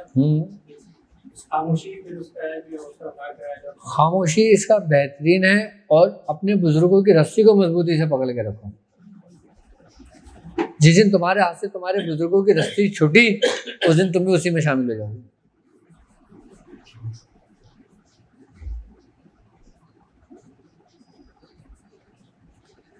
تو یہ بات ہے۔ میں خاموشی کا بتا رہا تھا. اچھا، ایک شغل ایسا ہے کہ اس میں خاموش رہا جاتا ہے، اس میں بولا نہیں جاتا، نہ پڑھا جاتا ہے، صرف خاموش رہا جاتا ہے. شغل کیا چیز ہے؟ شغل ایک اس کو کہتے ہیں کہ جب ہم کسی ایسے کام میں مشغول ہو جاتے ہیں کہ جس سے ہمیں فائدہ ہونے لگتا ہے تو وہ ہمارے لیے شغل بن جاتا ہے. یعنی کہ بزرگوں کا طریقہ کار تھا نا کہ کسی نے چاند کو دیکھا اور وہ چاند کو دیکھتے چلے گئے. اس کیفیت کو شغل کہتے ہیں. اب جیسے کہتے ہیں نا یار شغل میں بندے نے کیا سے کیا کر دیا، ظاہری اعتبار سے ظاہر کی مقاصد کے معاملے میں کہ چلاؤ شغل کرتے ہیں. اب شغل کو زیادہ لوگوں نے اس معاملات میں استعمال کر لیا، جبکہ حقیقت میں دیکھا جائے تو سلاسل کے شغل ہوا کرتے تھے، کچھ اور ہی چیز ہے شغل. اچھا، جو شغل خاموشی جو ہوتی ہے نا، اس کے اندر باقاعدہ انسان وہ آوازوں کو سنتا ہے کیا جو ازل میں کہیں گئی تھی. ہاں، انسان اپنے قلب کی آوازوں کو سنتا ہے، اپنی روح کو محسوس کرتا ہے. ہم کب محسوس کریں گے؟ کہ جب ہم ظاہری طور پہ سب کچھ بند کریں گے، اپنی آنکھ، کان، منہ، ناک. جب ہم ظاہری طور پہ سب کچھ معاملات میں دروازے بند کریں گے تو اندر کا دروازہ کھلے گا نا. بھائی آپ دروازہ کھٹکھڑاؤ گے، دروازہ کہاں سے کھلے گا؟ اندر سے کھلے گا نا.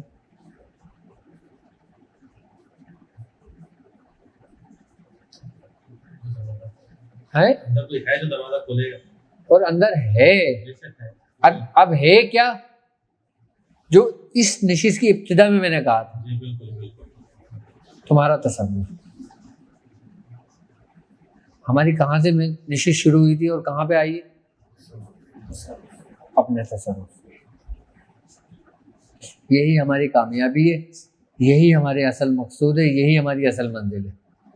لیکن ہمیں ایک بات یاد رکھنا کہ روحانیت کے ساتھ ساتھ اپنے پیر بھائیوں کا بھی، اپنے شاگردوں کا بھی، اپنے مریدوں کا بھی، اپنے بہن بھائیوں کا بھی، اپنے عزیز اقارب کا بھی، اپنے ساتھ جڑے ہوئے تمام لشکر، تمام لوگوں کا بھی ایک ساتھ حسن اخلاق کے ساتھ پیش آنا چاہیے، خیال کرنا چاہیے. بس جس دن آپ ایک صف میں آ جائیں نا، اس دن آپ کامیاب ہو گئے. سورہ قریش کا ہاں ابھی وہ نشری زکوٰۃ تو ادا ہو جائے، پہلے 15 کی نشری زکوٰۃ تو ادا ہو گئی، باموکل کی بھی ہو گئی، سوم جنات کی بھی ہو گئی، ابھی اوان کی چل رہی ہے.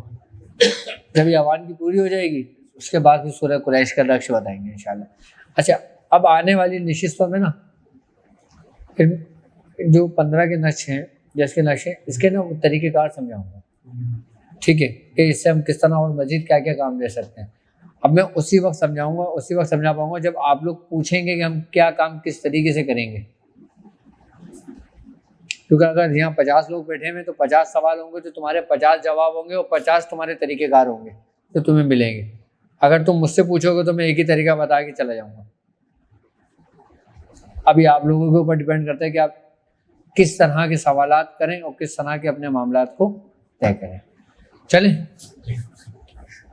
سبحان ربک رب العزت عما یصفون، سبحان اللہ بہر غم یار تو ہی، سبحان اللہ بہر کشائے شکار تو ہی، سبحان اللہ بحرمت کن فیکن، سبحان اللہ مراد من حاصل کو. یا الہ العالمین، یا الہ العالمین، یا الہ العالمین، یا الہ العالمین، ان چند لوگوں کو ان چند لوگوں میں شامل فرما. یا الہ العالمین، جن چند لوگوں سے تو راضی ہوا، جن چند لوگوں کا تو نے ہمیشہ ذکر کیا. یا الہ العالمین، ان چند لوگوں کی فیضات، ان کی برکتیں ہمیں عطا فرما. یا الہ العالمین، ہمیں اپنے بزرگوں کے راستے پہ چلنے کی توفیق عطا فرما. یا الہ العالمین، ہمیں اپنے بزرگوں کے راستے پہ رکھ. یا الہ العالمین، ہم تمام چلنے والوں کو اور اس روحانی سفر میں جتنے بھی لوگ میرے ساتھ شامل ہیں، یا الہ العالمین ان تمام لوگوں کا حاسدوں کے حسد سے محفوظ فرما، یا الہ العالمین نظر بد سے محفوظ فرما، یا الہ العالمین جادو کے شر سے محفوظ فرما، یا الہ العالمین شیاطین کے شر سے محفوظ فرما، یا الہ العالمین ہر قسم کے جادو کے شر سے محفوظ فرما، یا الہ العالمین گمراہی سے محفوظ فرما، یا الہ العالمین منافقوں کی منافقت سے محفوظ فرما، یا الہ العالمین اپنے محبوب سرکار دو عالم صلی اللہ علیہ وآلہ وسلم کے صدقہ طفیل میں ہماری عبادتوں کو، ہماری ریاضتوں کو، ہمارے اس لشکر کو، ہمارے اس سفر کو اپنی بارگاہ میں قبول فرما۔ سبحان ربک رب العزت عما یصفون والسلام علی المرسلین والحمد للہ رب العالمین۔ برک لا الہ الا اللہ محمد رسول اللہ۔